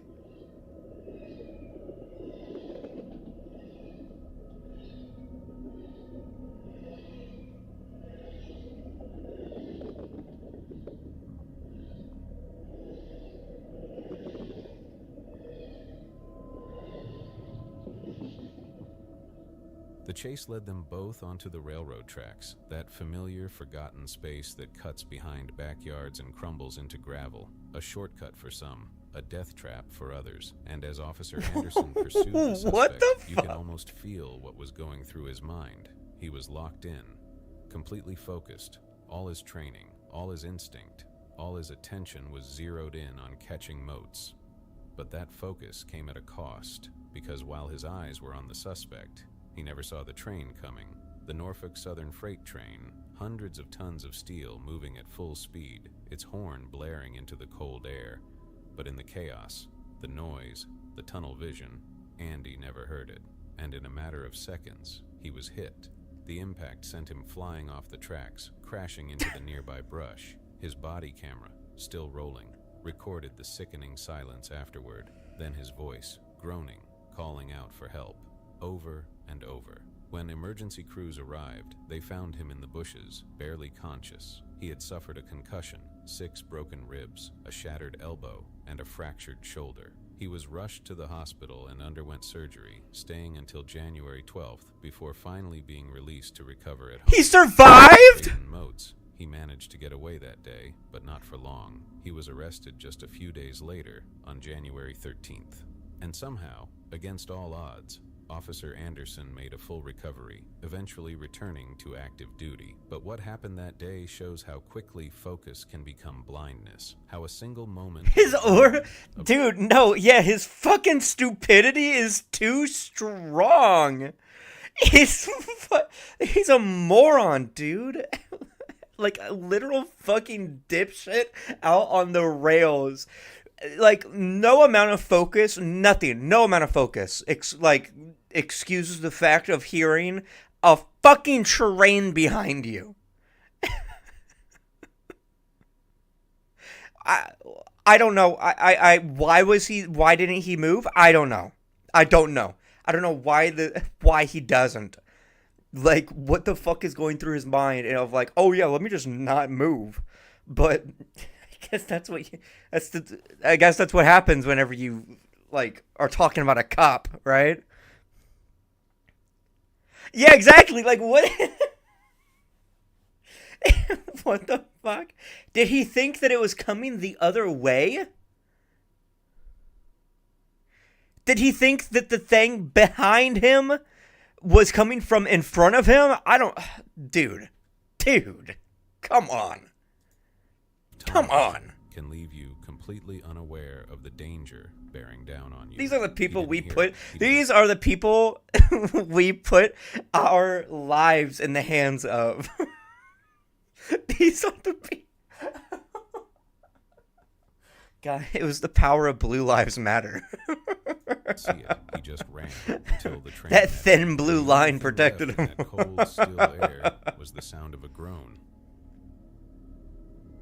Since 1964, tucked just north of the Nevada desert, the Reno Air Races, officially called the National Championship Air Races, had become a kind of American tradition, a place where speed met spectacle, where machines from World War II danced through the sky just feet above the earth, and where each year thousands gathered to witness the thrill of pilots pushing their limits. But in 2011, something would happen. This fuck-ass goddamn AI script. You can tell that it's AI because it's being overly poetic and shit. Like, what the... Oh my... Oh. Ew. Ew. Ew. Ew. It's gross. That no one saw coming.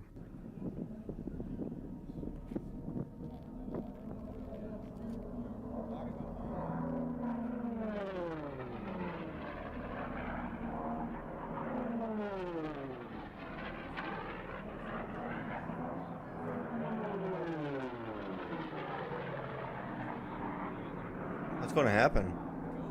It was September 16th, a Friday, just after 4:15 p.m., and the air above Reno State Airport buzzed with the roar of finely tuned engines. In the heart of the action was a sleek, silver warbird, a heavily modified P-51D Mustang known as the Galloping Ghost, flown by veteran air racer Jimmy Leeward, a 74-year-old pilot with decades of experience behind him. At that moment, the Galloping Ghost was tearing through the course at over 500 miles per hour, chasing down the leaders, Voodoo and Strega, in what should have been the defining stretch of the race.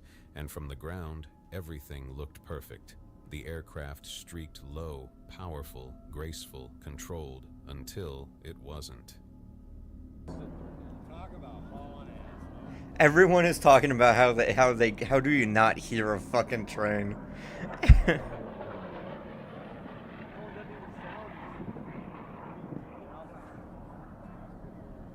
first couple, you can really tell they're moving. I literally wasn't listening to the fucking narration. It served no fucking purpose.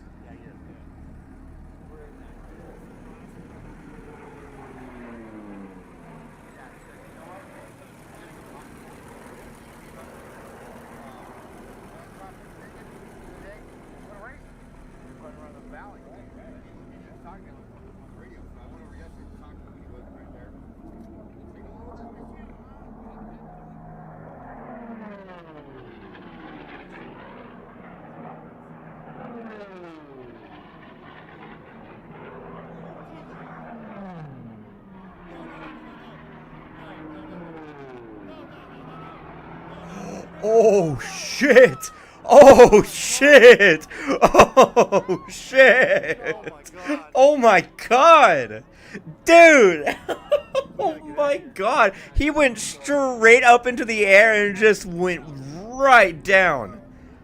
Wow! The plane violently pitched upward, rolled, and then nosedived directly into the tarmac, crashing just in front of the grandstands. That's crazy. There was no explosion, no dramatic plume of fire, just metal, folding, shattering, vanishing, as thousands watched in... Oh my... This is a fucking disturbing videos found on the internet. You do not gotta be this goddamn fucking poetic to it. Holy shit, that pisses me off. Ugh!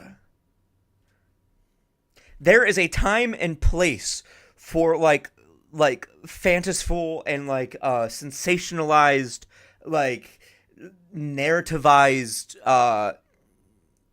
wordplay, right? And scripting and everything. But you don't need to constantly have it, because if you constantly have it, it's nothing but fluff. But if you constantly have it, it just it makes it to whenever you should have it, it makes it boring.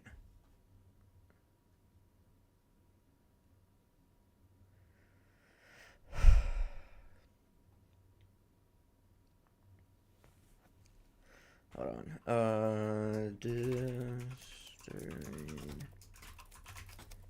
Media from around the internet.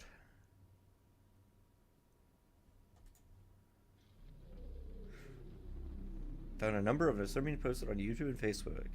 Did you really find it? These images and videos show real footage of gore and dead people. Ooh, wow. They still exist on these platforms today, though, from a phenomenon known as the hidden internet.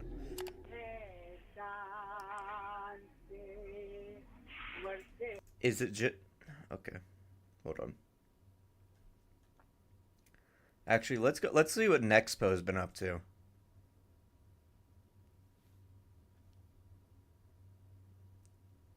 Oh, the dark side of Reddit. Hell yeah.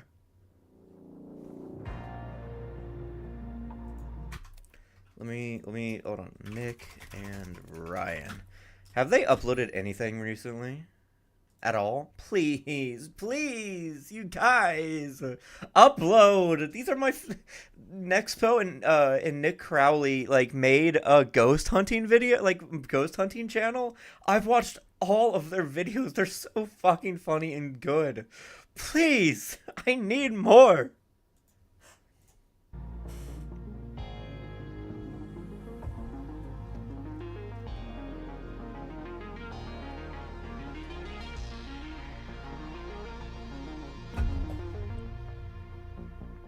Yeah, dude, it's really good. That they're fucking. Can I close this? Okay, no, I can't. Their stuff is super good, and they teamed up to make it. Look at all how long each of these videos are. They're multi-hour long videos and shit. Then they also did a collaboration with Mr. Ballin, who's apparently a really big paranormal YouTuber and shit, and Nexpo Ryan, is currently like contracted with them or something. So he like does these like weekly or monthly what's it called, podcasts talking about shit that happens and stuff, and it's really good. The only unfortunate thing about them is that it seems like he uses AI art in the thumbnails, which sucks because he's always been really good at making thumbnails, but they're only for the podcast videos. Like all of his other ones are just like normal thumbnails that he's made, but specifically the podcast ones are like they are AI, right? Like let me find an example. See, like all of these are from like 4 years ago. Like all of these are normal. These are properly edited and, you know, things that he made himself. He literally even talks about disturbing AI art 2 years ago whenever AI art was becoming really big. But then these thumbnails, this one here, and this one here, they all seem to be AI art, AI generated. And then, hold on. Yeah, very, very weird. Which, I mean, I hope not. Hold on. Let me actually go to these videos and like show what I mean. And they're all still really well edited too. Enjoyed the launch of it. But I don't know what it is. Like these. Is it this And then one? suddenly it stops. No, I think this is just illustration done for. Oh, artwork by Rick Rano. Okay, good. But then what was it? What was I thinking about? Was I thinking about something else? I think I might have been thinking about something else. Hold on. Nick Crowley.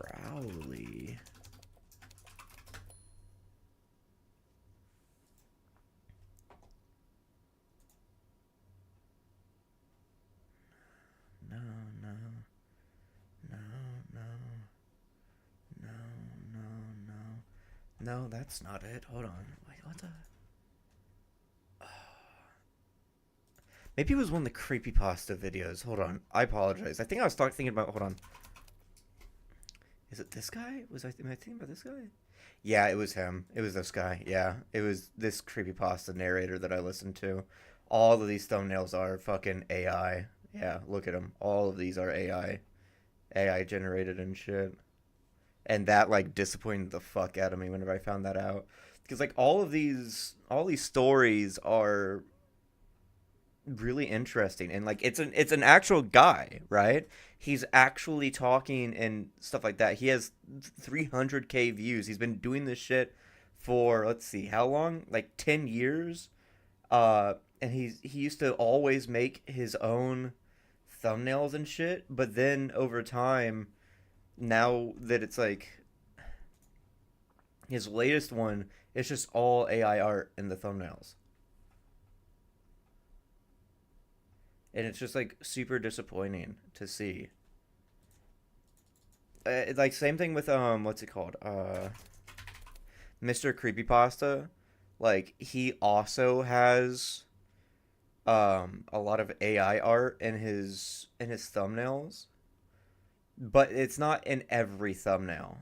Not every thumbnail is AI art. But, like, some of them you can tell are AI art. Like, this one right here, you can tell that one's AI art.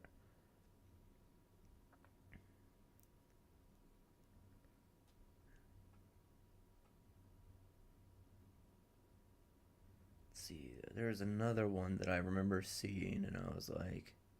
I think this one right here is AI art, too, maybe.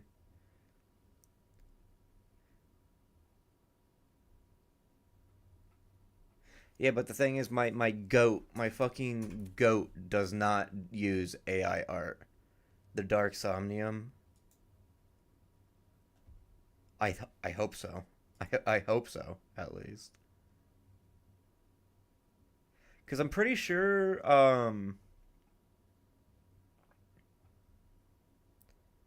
like, all of this stuff kind of, like, looks like it might be. But from what I know, all of this stuff is, like, from real artists and shit. Because he always, if I remember correctly, he always, like, posts, doesn't he? He always, like, posts, I could have sworn that he always posts, what's it called?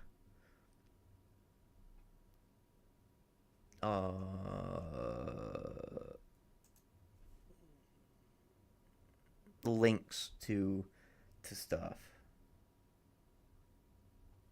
Because I remember in his old videos, he like put links and shit, and like genuinely, like some of the stuff like looks like it'd be AI art, but it's not because of how old it is, how old these videos are. It's just straight up like just really good, well drawn shit.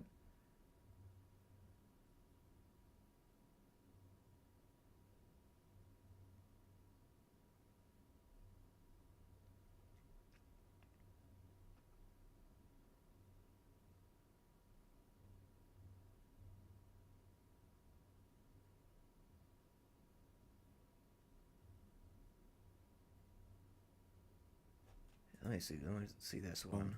I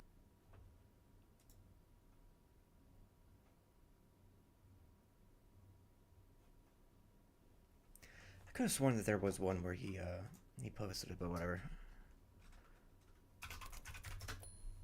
Let's go back. Let's go back.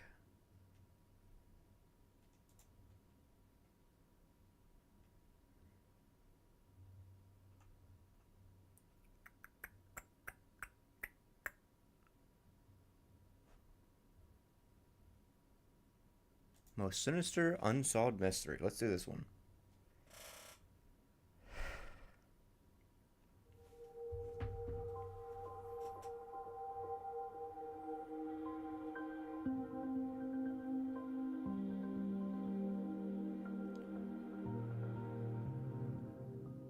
On the 4th of June, 1960, 4 teenagers decide to camp at Lake Bodom in Finland. While their trip began just fine, all of them would wind up dead, except for one. Grab a snack and kick back, because tonight, in story time. Welcome back, my friends, to Late Nights with Nexpo.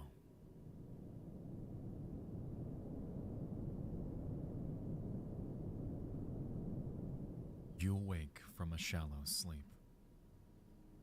For a moment, you think it's morning already, but then you remember it's still night.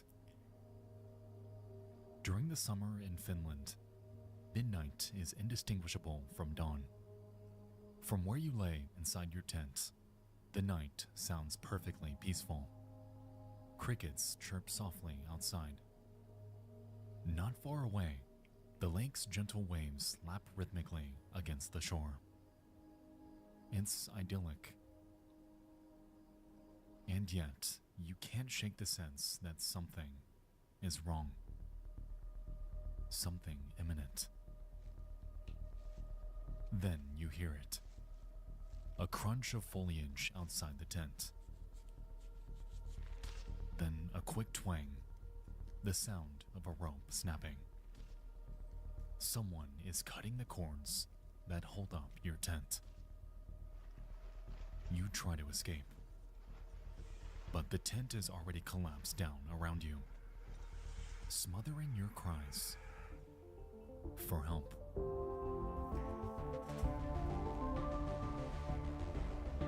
Damn, somebody got murdered, clearly.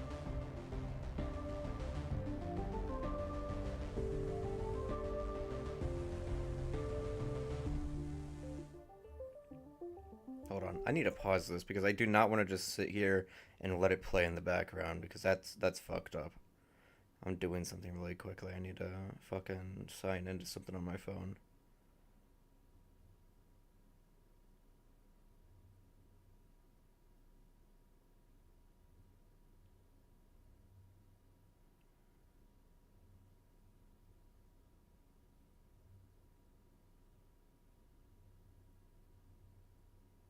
Here we go.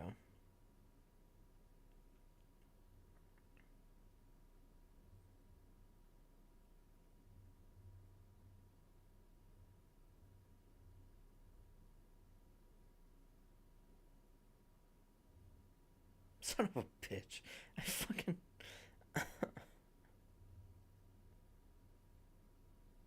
That's fucked up. I just fucking... God damn it. Signed into the wrong goddamn account.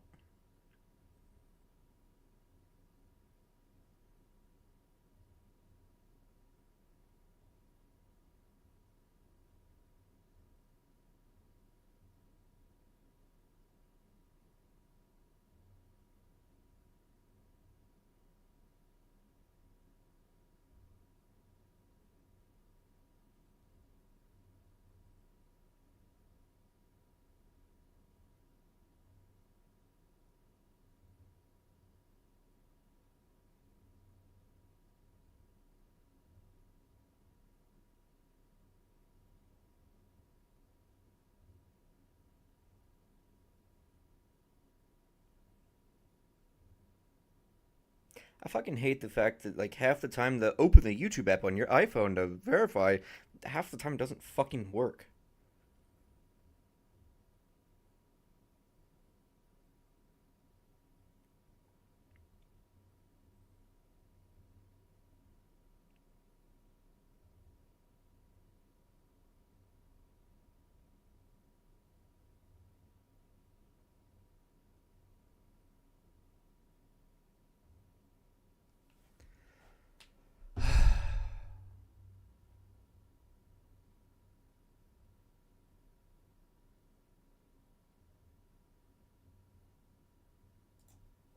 Here we go. Let me just...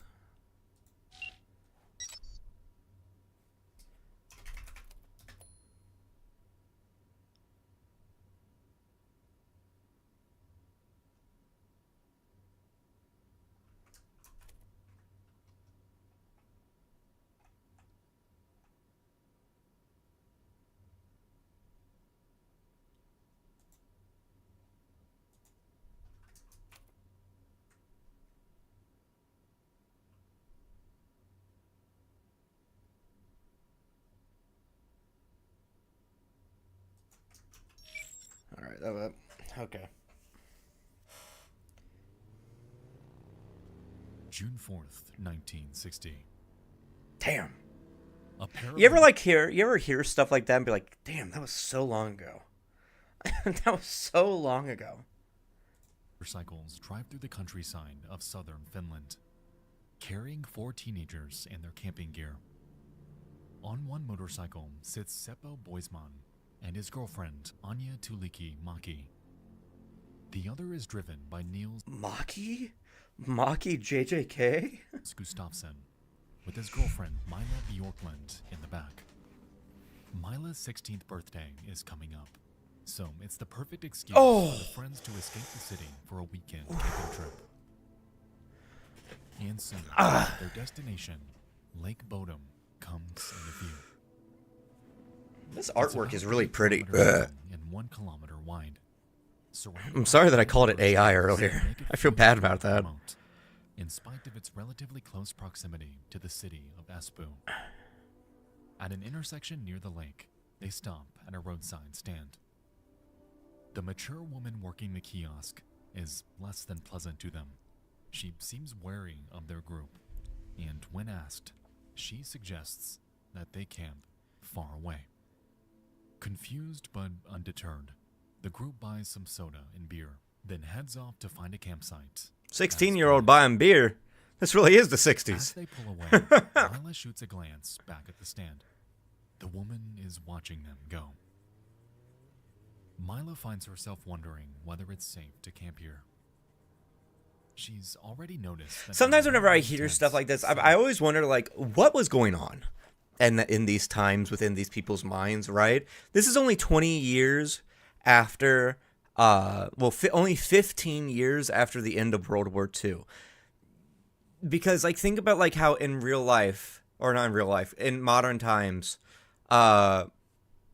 like, only 20 years past 9/11, people were still constantly talking about 9/11, right? But I wonder what was happening only 20 years after World War II, right? How people were thinking, what was the daily life? How was that affecting them, right? Up along the lakeshore, there are plenty of hikers and swimmers, and the occasional boat out on the All we lake. know is the Soviet Union was doing It seems fine. odd that there aren't more overnight campers on the weekend. Couldn't be the U.S. As they scoured the lakeshore for a campsite, Mila, Nils, Seppo, and Anya encounter a handful of day trippers, people there for hiking or fishing, but they make sure to find a nice secluded space to set up.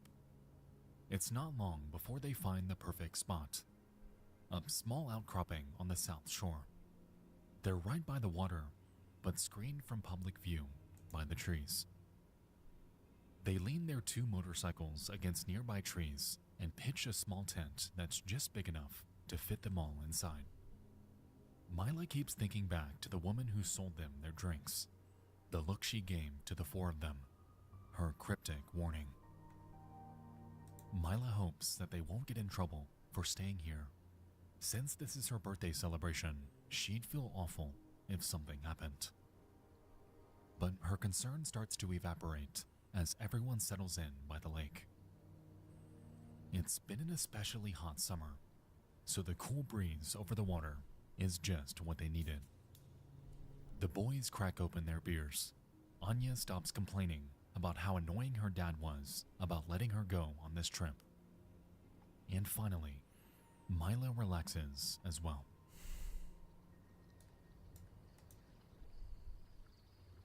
The day comes to an end, but the sun doesn't set.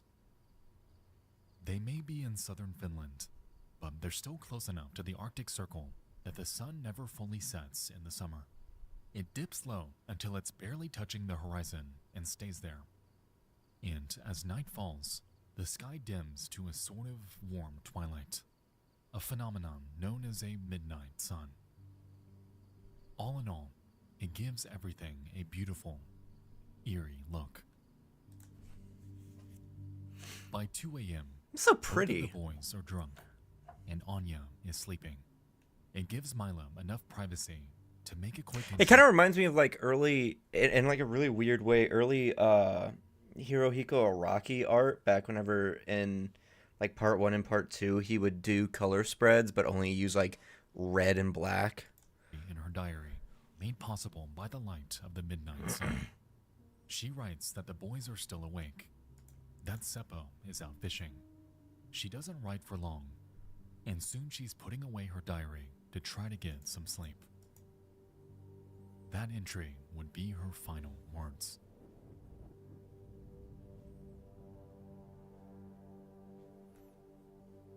Nine hours later. Morning, by the shores of Lake Bodom. The midnight sun has brightened to a warm summer's day once again.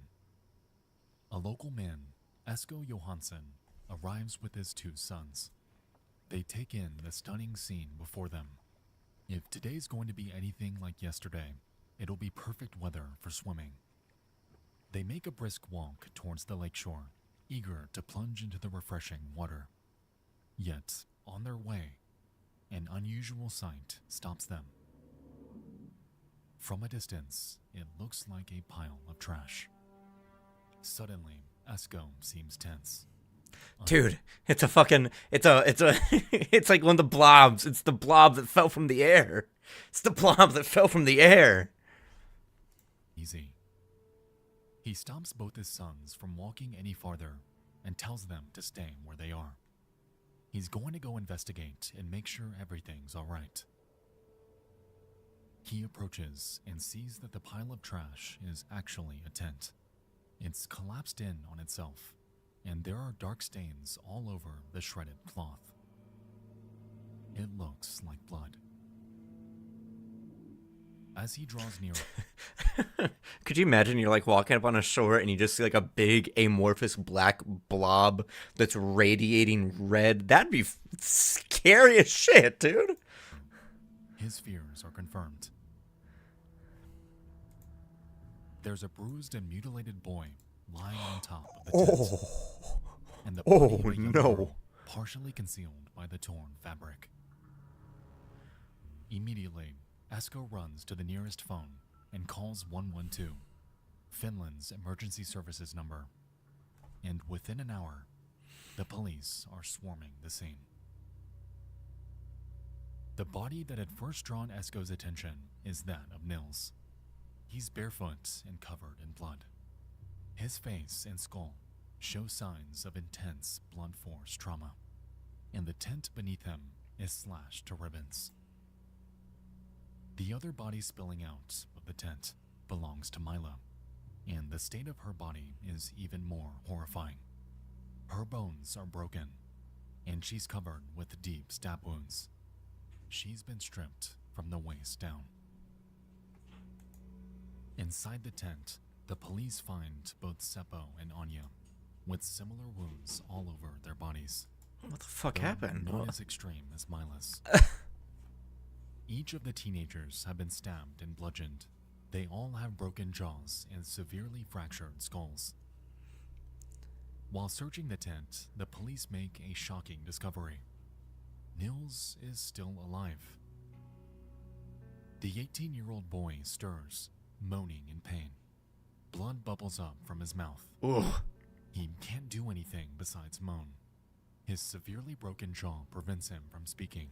The art here, it reminds me of something else. It reminds me of the black and white art that you would see with Scary Stories to Tell in the Dark. That book series where it was like kind of, where there was never like really outlines. It was always kind of just the emotions and the gestures that was kind of laid into everything with black ink and stuff. And immediately, an ambulance whisks him off to the nearest hospital. By this point, bystanders are already starting to crowd around the crime scene, morbidly curious about what all the commotion is about. As the number of bystanders grows, it becomes clear that the police have neglected to set up a perimeter. The crime scene becomes an absolute mess, with countless pieces of forensic evidence trampled or lost. Amidst the commotion, what police are able to piece together is this. There's no obvious murder weapon, though the tent has been slashed, as if by some sort of blade.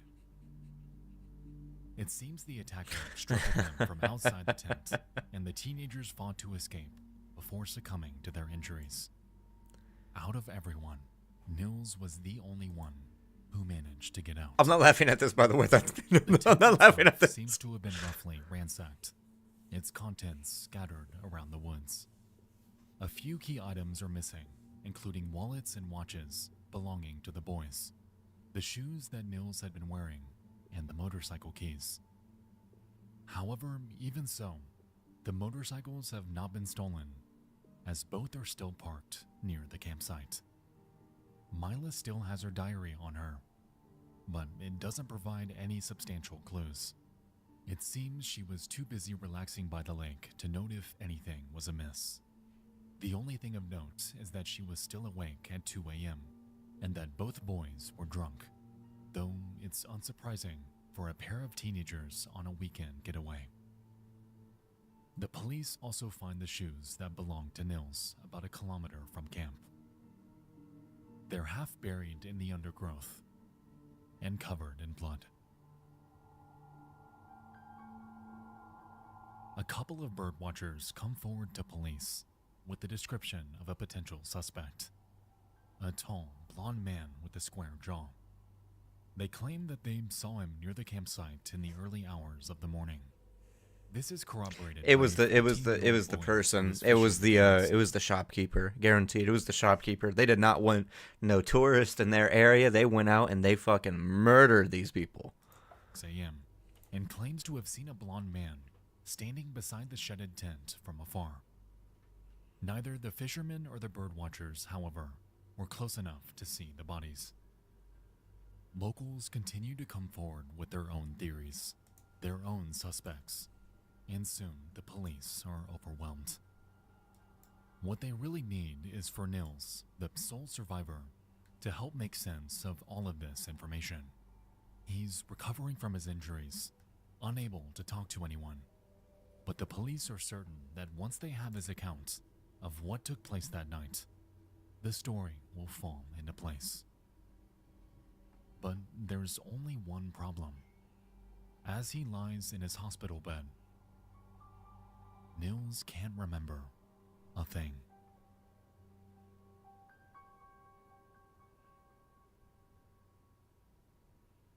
Later on, when Nils is finally able, he gives a short statement to the police. He remembers little to nothing of the day before. His only memory of the attack is that of a dark shape which he glimpsed through the holes in their tent. Any other crucial details have been lost in the head trauma he suffered. Ooh. The police, drowning in clues offered up by locals, want to see if they can jog his memory. After he's discharged from the hospital, they pay him another visit. And with his consent, they hypnotize Nils and ask him again, "Who killed your friends? What did you see?"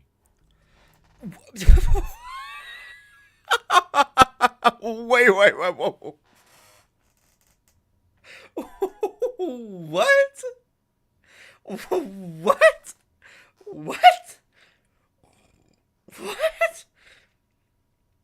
Hypnotized him?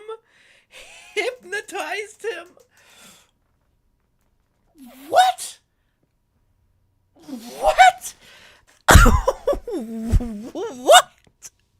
That went in the complete other direction than I was expecting. What are you talking about? That you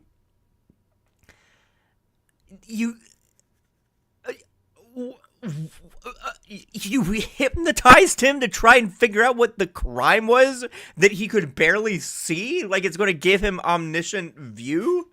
What? In his interview, the results. If I clip this section and I upload it, I'm going to literally label it Finland hypnotizes victim. Are more concrete. Nils describes the attack, fighting to get free of the tent as the intruder batters away from the outside. He says he got free of the canvas, only for the mysterious man to kick him in the jaw, breaking it and knocking him unconscious. Afterwards, he was left for dead. Nils describes the attacker as a man around 20 to 30 years old, about 5'8", with blonde hair combed back and a strong chin. This is promising news. His description seems to match up with the figure multiple eyewitnesses placed near the scene. No, don't tell me it The fucking police worked, hypnotized too. the 14-year-old who claimed to have seen the blonde man, and again ask for a description. They hypnotized He two said the people? same thing. A blonde man with a square jaw. Using the descriptions given by Nils and the eyewitness, the police are able to create a rough composite sketch of the man they're looking for.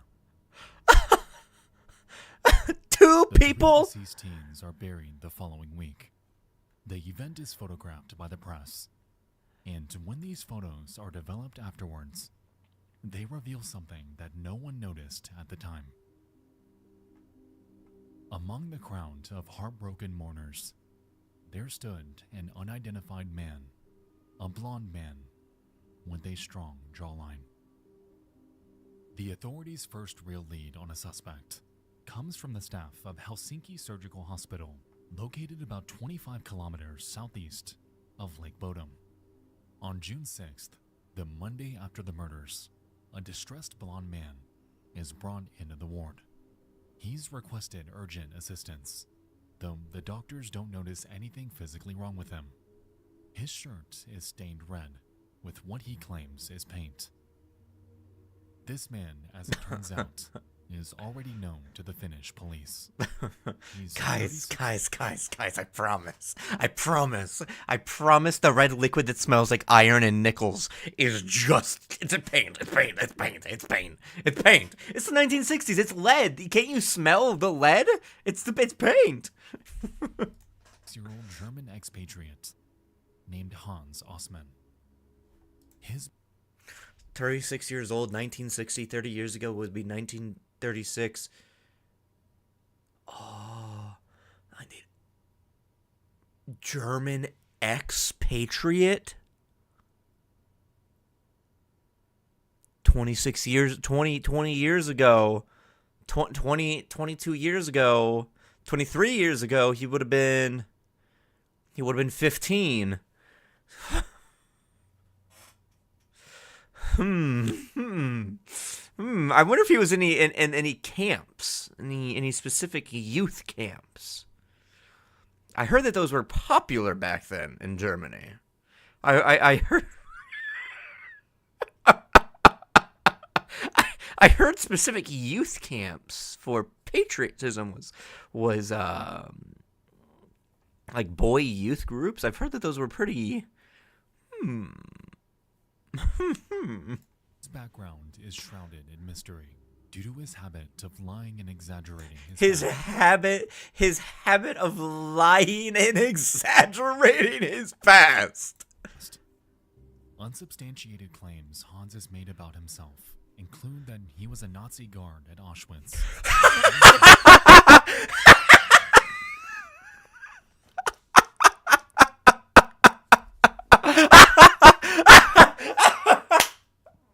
How did I guess that?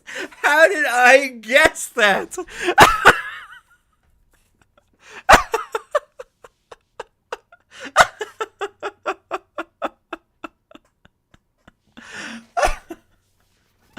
Oh.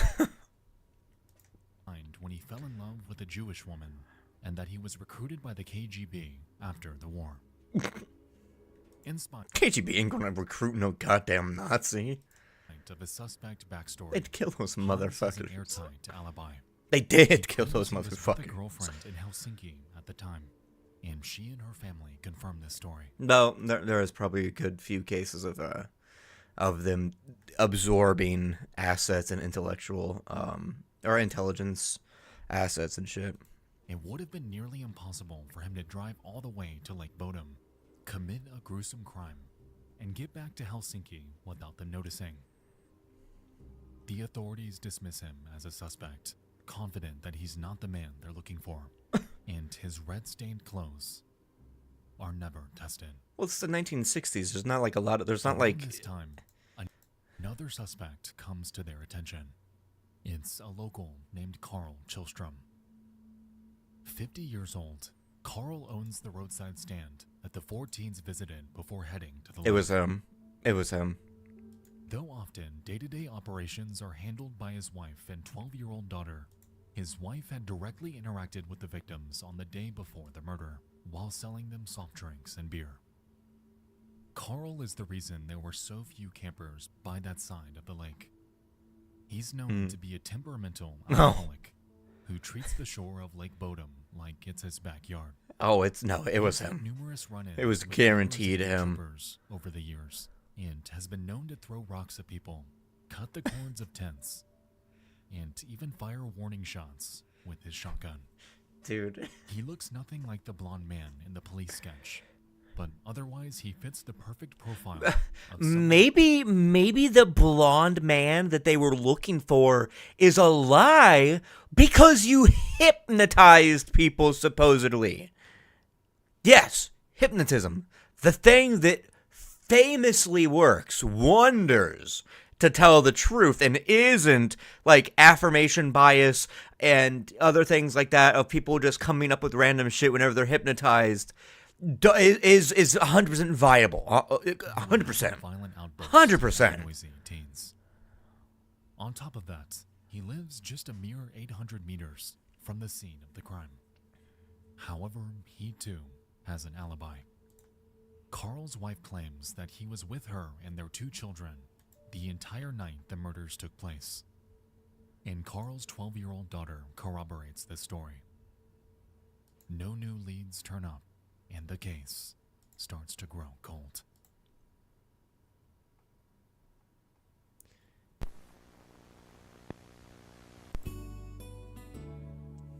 Hey, me?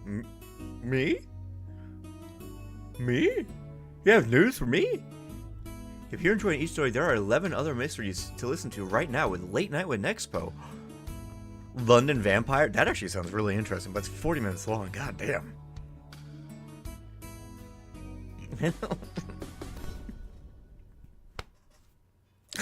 Oh, he August loves me. Oh, 1969. parasocial. 9 years 1969. after murders by Lake Bodom.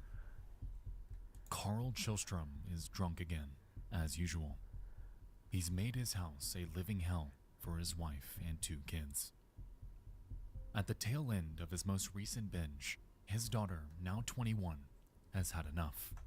The two of them get into a heated argument, during which she threatens to call the police. Carl leaves the house to cool off and finds a neighbor who will lend a sympathetic ear. The 2 men spend the afternoon together, and their conversation eventually turns serious. Extremely serious. Carl confesses that something has been quietly eating away at him for years. That he, Carl Chilstrom, is the man responsible for the Lake Bodom murders. Through tears, Carl asks what he should do. The neighbor, alarmed by this confession, replies that there's nothing for Carl to do. He might as well just walk into the lake, because he has no future but jail if he confesses to the police. Who Carl falls Who silent for a long would time, have guessed? and Who finally would asks have for guessed, another man? drink. That evening, someone tells Carl's son that his father was seen. The temperamental alcoholic who is known for shooting at people, throwing rocks, is the perpetrator? No way. A little before 6 No way. Alarmed, Carl's son borrows a boat, speeding to his father's swimming spot. But he can't find him out on the water anywhere. The family calls the local authorities. Before long, Carl's body is found, 3 meters from where the murders took place. He's clothed, with a pair of wine bottles floating alongside him. At first, Carl's wife rushes to defend her dead husband, insisting that the neighbor must have misunderstood what Carl was saying. But in time, she changes her tune. After years of claiming that Carl spent the night of the murders with her, she ultimately admits that Carl had slept on the couch that night. She had been too afraid of her husband to not protect him. The press labeled Carl's death as a suicide, but this was never confirmed by police. For their part, they remain unconvinced that Carl is the killer. The confession was only witnessed by one person, and under unreliable circumstances. Both men were drunk, and there's still no probable cause. Even though Carl was a drunk who did hate campers with a fiery passion, there's a big difference between harassing people and violently killing them. For the second time in a decade, they dismiss the possibility that Carl Chilstrom is... That is true. There is a difference between, being violent towards people and then killing them. But if you shoot at people, that you're already blurring the line. You are willingly lifting a dangerous object and a deadly weapon and pulling the trigger at people. Is a killer. Meanwhile, the other long-dismissed Lake Bodom suspect, Hans Osman, actively cultivates a reputation as a Lake Bodom boogeyman. He eagerly tells exactly. physical, unverifiable stories of his life to true crime magazines. He claims, among other things, that he was a member of the German SS during the Second World War and that he was later employed by the KGB. Though he never admits anything about Lake Bodom, it's clear that he enjoys the limelight.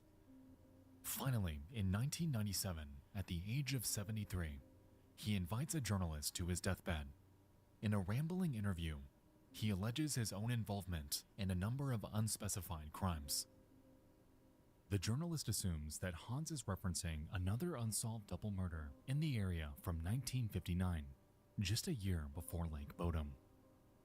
This case, in which 2 young campers were killed in their tent at night near a lake, bears undeniable similarities to the Lake Bodom case. However, when the journalist inquires directly about Lake Bodom, Hans doesn't confess. Ultimately, Hans Osman dies shortly thereafter, leaving his true life story clouded by exaggeration. For a while, it seemed like nothing new would ever happen to revive interest in Lake Bodom. Any hope at truth has been lost to time and crime scene mismanagement. The 90s roll into the early 2000s, and then, shockingly, there's a sudden development. Forensic science has advanced considerably since the 1960s, prompting re-examination of old evidence. This directs police to a new suspect, and it's one who's been hiding under their nose the entire time.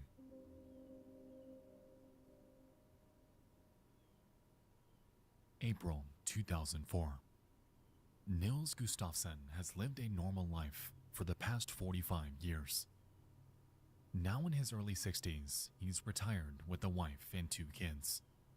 The events of Lake Bodom seem so distant now, like they happened to another man in another life. That is, until he receives a visit from the police. They tell him that he's under arrest for the murder of Anya, Mila, and Seppo, and he's shot. There's no statute of limitations on murder, but Nils had moved on from that traumatic period of his life, or at least so he thought. The blunders the police made back in 1960 make it a particularly thorny case to relitigate. But one particular piece of evidence seems to have opened up new possibilities. The bloody shoes that belonged to Nils. The ones that were found over a kilometer away from the scene of the crime. A forensic analysis of the shoes determines that the blood came from Nils' murdered friends, but none of it is from Nils himself. Oh, wait, The conclusion what? prosecutors draw from this is that the killer was wearing shoes when he attacked the tent, and the killer, by this reasoning, is Nils himself. Oh. The original description Nils gave of the attacker, that of the blonde man with the square jaw, is no longer considered relevant, as it was given under hypnosis. Good. And so, Nils is held in jail for a year. I thought they were about to say, like, the description of a blonde man with a square jaw actually fit the description of himself. Oh. Wow. That's what I'm wondering too. Did he hurt himself? While he waits, the case becomes a media sensation. Long dormant speculation about the murders splashes across tabloid headlines. It's now where they have a juicy new angle to explore in this case. The lurid story of a teen who murdered his girlfriend and got away with it for 45 years. August 2005. The trial begins. The prosecution paints a damning story of what happened almost a half-century ago. They theorize that June 4th was a tense day by the lake. Nils had gotten drunk and became aggressive, fighting with his girlfriend Mila.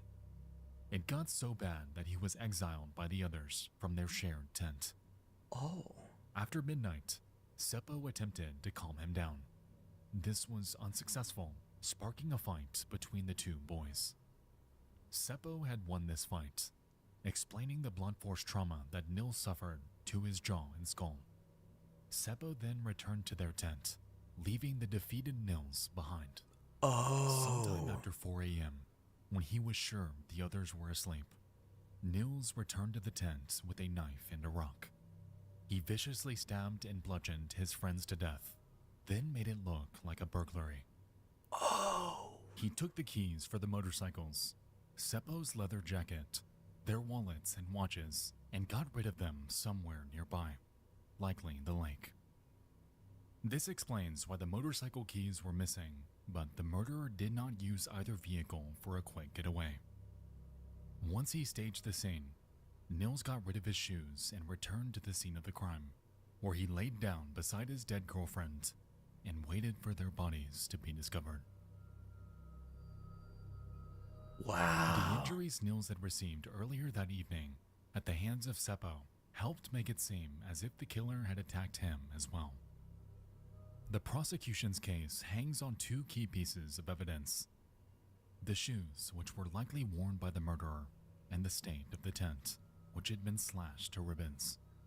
Nils, who had been found lying on top of the tent, had only received wounds to his head. The prosecutor claims that he would have been severely cut as well if he had been inside alongside them. The other pieces of evidence are circumstantial. The state of the bodies implies things about the killer that the prosecution say can only be explained by their story. Of the three bodies, Mila's was left in the worst state. She was stabbed many times, even after she died, and her lower body was stripped naked. This, the prosecution says, shows us that Nils was furious at his girlfriend in particular. A random burglar would not target one of the two girls so brutally. Yeah. Well, maybe. Nils' lawyer does not account for the blood on the shoes, nor does she account for the awful state of Mila's body. But she does provide a stirring rebuttal to the allegation that her client is some sort of mastermind at staging a crime scene. If the prosecution is... It's convincing. It's convincing, but let me put my almost college forensics hat on for a second. There is a possibility. Well, this is also 1960s, and we don't have all of the information, nor the crime scene itself, for like blood spatter and other things like that, to determine things like along those lines. And also in the modern day, especially if there was strangulation or defense wounds, you would be able to look at somebody like Nils and see if he had defense wounds on him, or if there's strangulation on Sopo or and the like. Right, because this was only at the turn of the 70s, because the 70s was a big boom in investigatory like technologies, right? And it makes me wonder what exactly we would see if this was modern day, especially in 2005, because if it happened in 2005, not a case being revisited in 2005. Because you'd be able to tell things like from like fractures and other things from whenever he was hit, or just how bad the other injuries were. And at those scenes of the crime, even if he's laid amongst the bodies, you would be able to tell that why would he have so much blood on him if it was only him that didn't have any cuts on him to be producing that blood, right? That's the other thing that I would be wondering is if he's covered in blood, right? Covered in it, apparently. But there's no cuts on him to, like, indicate the blood is his. I guess you could say, like, oh, well, it just got on him from his friends because they were in the tent, too. But you can tell if that's the case by the way that blood patterns on somebody when they're nearby. If somebody is being slashed at like this, every time that stroke comes up and is getting on somebody else, the force of the knife coming up flicks blood off, and it will pattern on somebody in a very specific way. So unless they're rolling around in the blood and it is a clean, flat coverage of blood on them, it's not going to look like, right? But there is, I don't know. To be believed, then that means Nils committed a crime of passion out of blind rage, then arranged the scene meticulously to hide his horrible deeds. Did that say? It's a blind range. Blind range. Blind rage, then arranged the scene meticulously to hide his horrible deeds. She implies that someone who has just murdered 3 people on violent impulse does not lie down and pretend to be unconscious beside his victims. Besides, there's a factor that point the to that, prosecution has completely overlooked: the severity of the injuries Nils received that same night. When he was picked up by police, Yeah, it could also be that perhaps the reason why he was only bludgeoned is because maybe the time of the events aren't fully correct. So what if instead of being able to be cut, he was bludgeoned instead? While the others were attacked in the tent, he was outside of the tent and then was Nils had a broken jaw and skull fractures. He was unable to speak due to his severe head injuries. Pictures of him at the hospital following the attack show his entire jaw bandaged Yeah, and really. braced, and one of his eyes swollen shut. The prosecution story alleges that these injuries came from a fight with Seppo sometime after 2 a.m. while Mila was writing her diary entry and Anya was probably already asleep. This means that Seppo hurt his friend badly enough that Nils couldn't even talk the following morning. Would a young man with head injuries this severe be able to overpower 3 people even if he surprised them?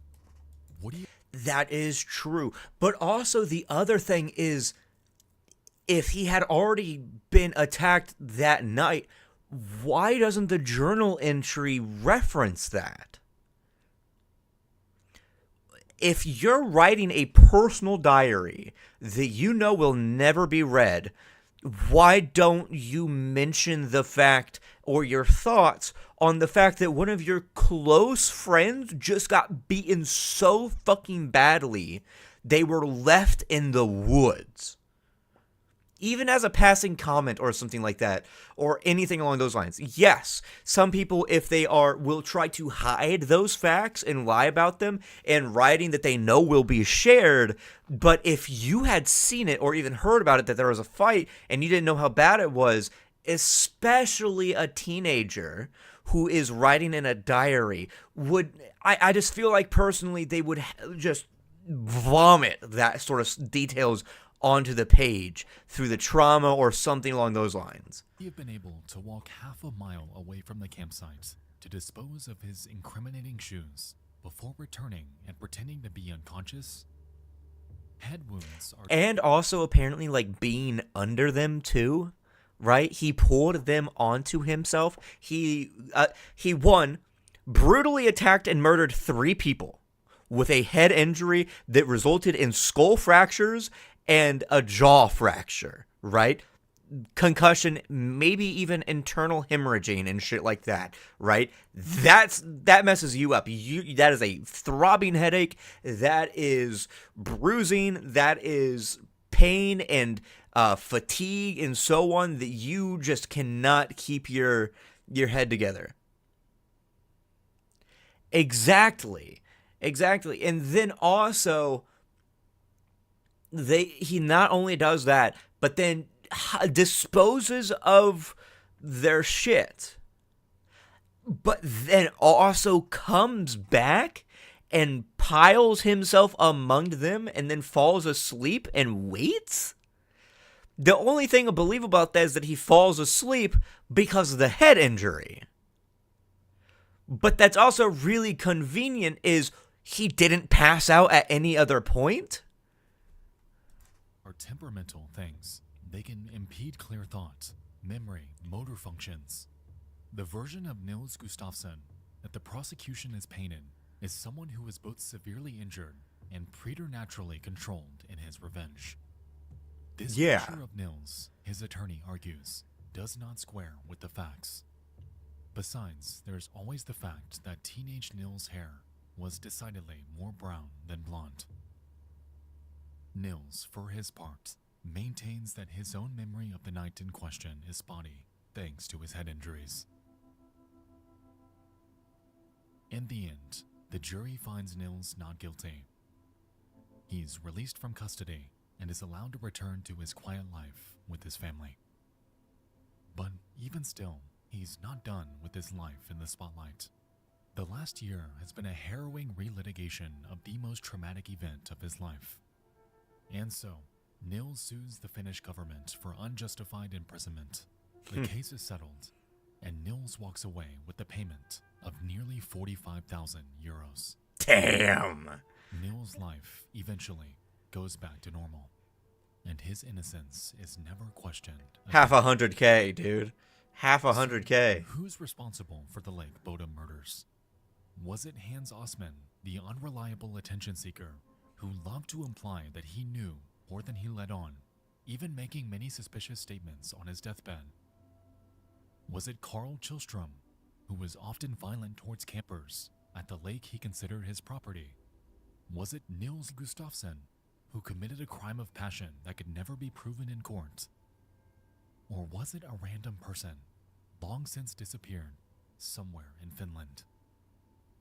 Curiously, another suspect came to light in the late 1960s, just a couple months before Carl took his own life. Another A one? man named Pentti Soininen, who hanged himself while in prison. For many years, he bragged to fellow inmates that he committed the Lake Bodom murders. He did indeed grow up near Lake Bodom, but otherwise his claims were given little credence by police. Soininen was only 14 or 15 years old at the time of the murders, and it seems unlikely he could have overpowered 4 people, 2 of whom were 18-year-old men. Though guilty of plenty of other crimes, Soininen is considered innocent in the Lake Bodom murders. However, his alleged confession shows a chilling possibility. It's not impossible. Perhaps the murderer's name was never known to police at all. The tall blonde man, supposedly on the shores that morning, and allegedly photographed among the crowd at the funeral in 1960, was never. Dude, what a flex. You murder a bunch of people, you go to their funeral, have a picture taken, you're in the crowd. Damn. Identified. Even if he was just a bystander who looked suspicious to passersby, the real murderer could be just as anonymous. A nameless face in the crowd that helped trample evidence after the killing.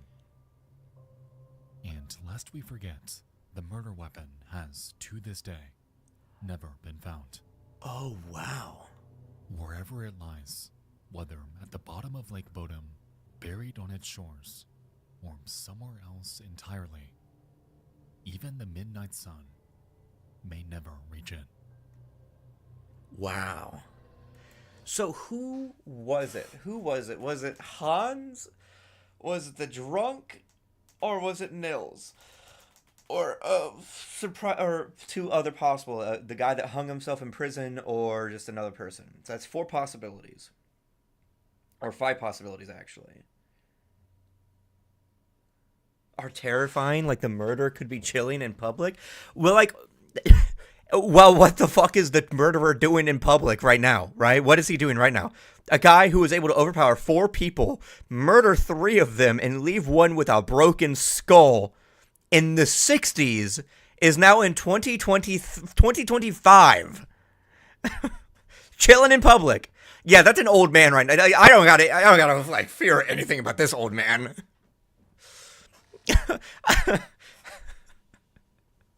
I could pat him on the shoulder. Wrong, and his shoulder dislocates. But yeah, in general, yeah, that is a pretty like scary thought, right? I've always thought about it like, I'm like, there's said to be like a dozen active serial killers in the U.S. at any given time, or like state or some shit like that, right? And I'm like, dude. Imagine they walk up in here. But that's just one of those things. It's like, it's so like unprompted, right? You are an individual that is one in like 250 million people, right? In the United States that could possibly be hurt or something like that. Even less, depending on like where you are and other things like that in general, because crime and serial killers actually statistically go down if, you know, the conditions around you are better, or and so on, things like that. So, you know, there's plenty of countries that, you know, have like welfare and other things like that, or even like, you know, mental institutions and mental health outlets that are free and so on, that can be, you know, prevent these ideas and so on from happening. But it is so interesting. I think personally it might have been Hans. I think it might have been Hans, purely because of the fact that like this guy, he might have just been lying for so long he wanted something to be true, right? But I could also definitely see it being the drunk guy, right? Like, you know, yelling at people and harassing people, that's different than shooting at them, right? And if it's confirmed that he has shot at people before out of rage, you're already, like, you are in the act when you're doing that. You're willing to kill people, right? Even if you're just laying down, like, suppressive fire or anything like that, you have it in you to pull the trigger in the first place. And that's insane. That is insane to me.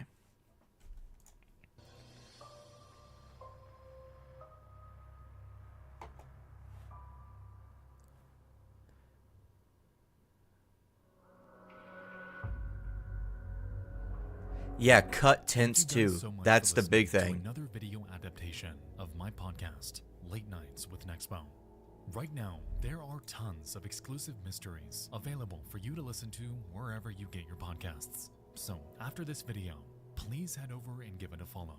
Any and all support truly means the world. Thank you all again for listening. I'll see you in the next one. I love you all. And good night. Good night.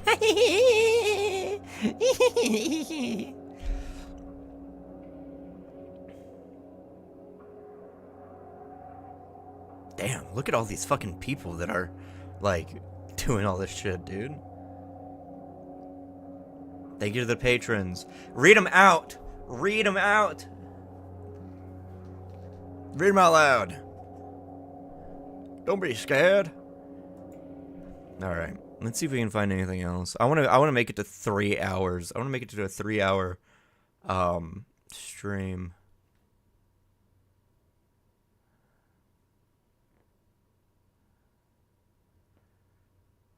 Before I end it. What's this called? The Trumpet of Heavens incident explained? Ooh. Ooh. Ooh. In the summer of 2013, a user would post on the export of 4chan talking about a Oh, the strange export. discovery they had made. Classic. Their dad had bought a CD containing engineering software at a convention a few years prior, but inside the case, there was a second unmarked disc.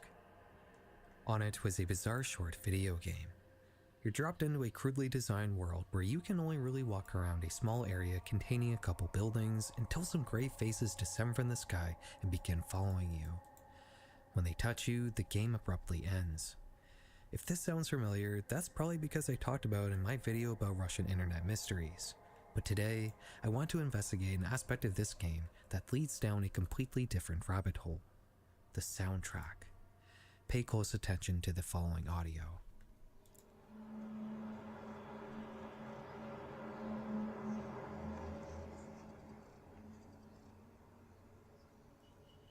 This is the only audio that appears in the game.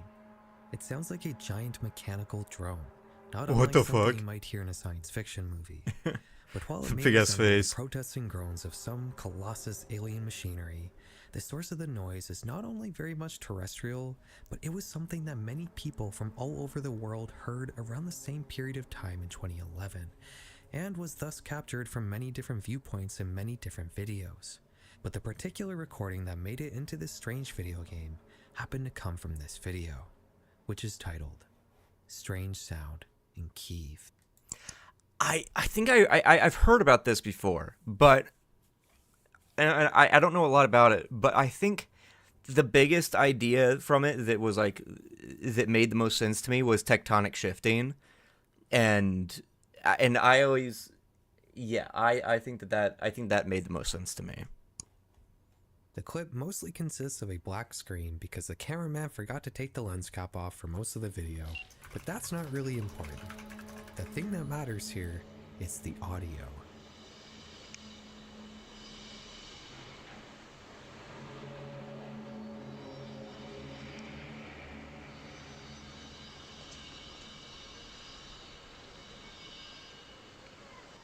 Among the normal outdoor sounds of birds and wind, we can hear some huge resonating groan.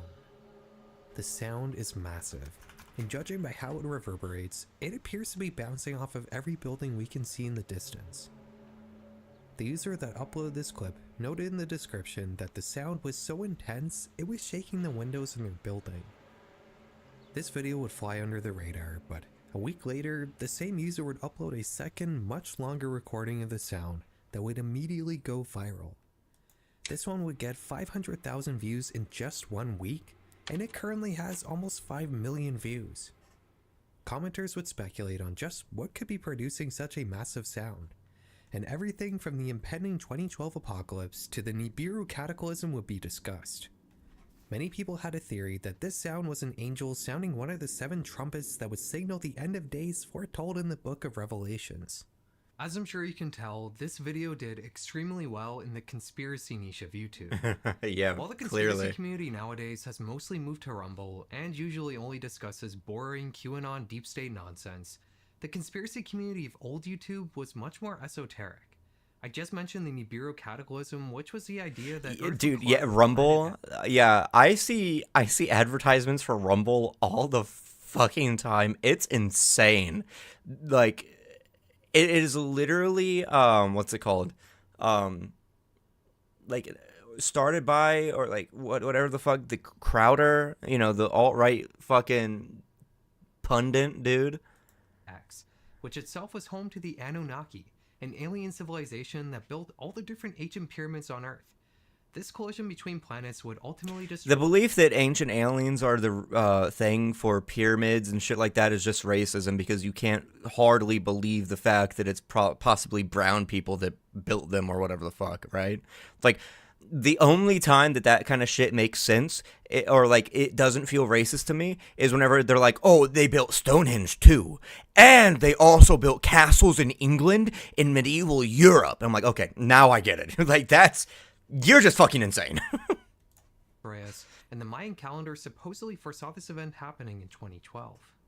If you were to search for the Nibiru cataclysm nowadays on YouTube, you would mostly find videos made by YouTubers, well, much like myself. But these creators obviously aren't taking this theory seriously. These are all just spectator views from the outside into a wacky conspiracy theory.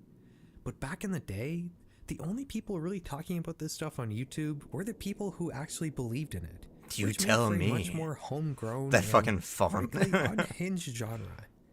You can still see these videos today if you search for Nibiru on YouTube and include a before search parameter to only get results from before a certain date. This was the community that this Ukrainian video was thrust into. And you know what happened after it blew up? People began hearing the same enormous sound in many other places around the world. Just 8 days later, a new video by a different channel would blow up. This one was titled, "The Earth is Groaning," and it compiles many clips from different locations around the world, like in Lviv, Ukraine.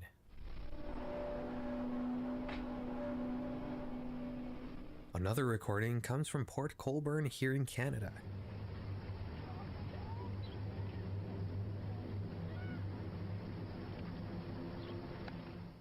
This video would get more than 1 million views.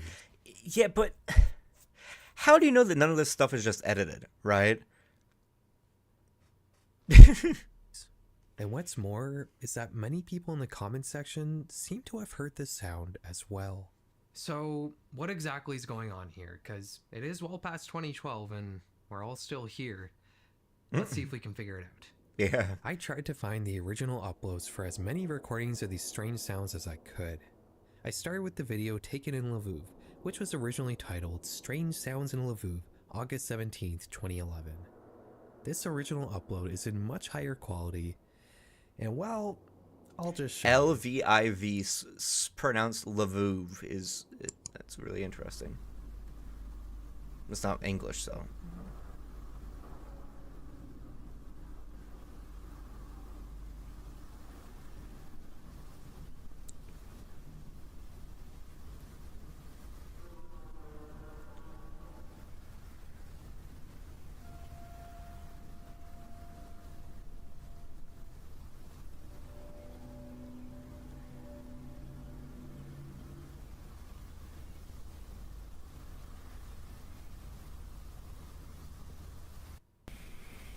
I don't know. I really do just feel like it could just be a hoax, right? Because like even if it's something like tectonic plates, I would imagine that tectonic plates would sound deeper than that, right? The sound that they would make would be deeper than that.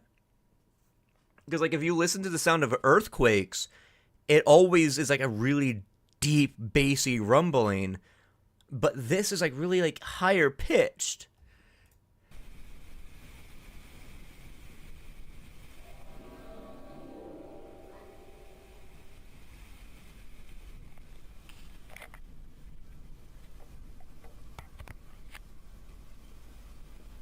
In the distance, you can just make out a giant mechanical creature poking out of the fog. This video is an original. Oh, yeah. Yep. It's a hoax. This one specifically is a hoax. It's War of the Worlds. Piece of internet horror that was merely inspired by the original Key video. It's obviously fake, but also really well put together. A few weeks ago, I was in Europe visiting family and I had a bit of a problem. You see, I was eagerly awaiting my chance to get a pre-run service that I've been personally using since 2014. It appeared to every your real location, mask your real identifying information. Isn't just good for privacy. You don't get advertisement on my channel unless you paying me. Which is a Canadian streaming service.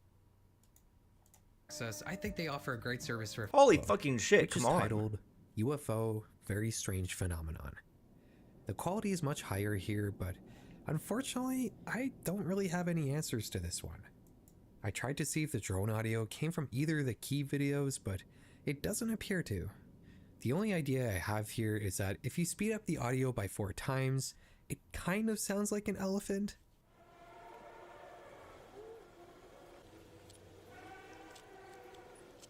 I'll admit, that's a pretty shaky conclusion, and... Could you imagine? Yeah, that's it, right? To take some elephants, slow it down, put it in the video, there you go. Really have a definitive answer for this one. Every other video I could find with these sounds though, all do appear to be fake. Like this one from Sweden, which just has some very slowed down audio of someone yelling. Or this one from Norway, whose creator actually later went and made a tutorial of how he faked the video. I'm guessing that after this Key video blew up, other people want to grab some attention by faking their own versions of it. But that still begs the question. Just what was happening in the original video? Somebody would make a thread on Reddit about the phenomenon, and they'd include links to many of these videos.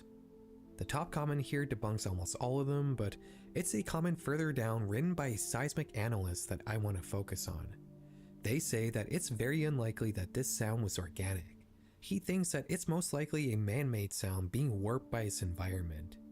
A commenter on a different thread would point out that a new underground station was being built in Kyiv at the time, and they were apparently using a tunnel boring machine, which is a massive and powerful machine that can carve large tunnels through solid rock.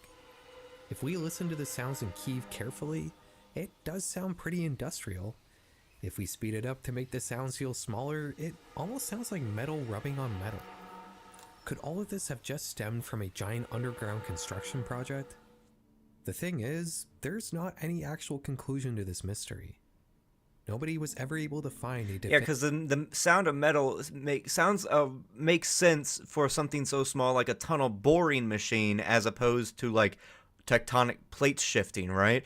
Because the bigger the thing is, the deeper the sound it makes. Definitive source for the sound, and we still can't rule out that this original video was a fake as well. If there really was such a large sound happening for days on end, you would probably find some news articles about it and probably more recordings, right?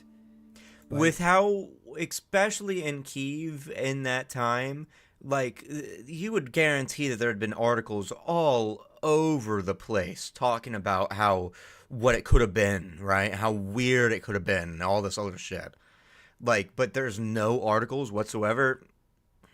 Anything I can find about this online seems people love sensationalization, and they didn't sensationalize that. Link back to these 2 videos, and I did try searching in English, Russian, and Ukrainian.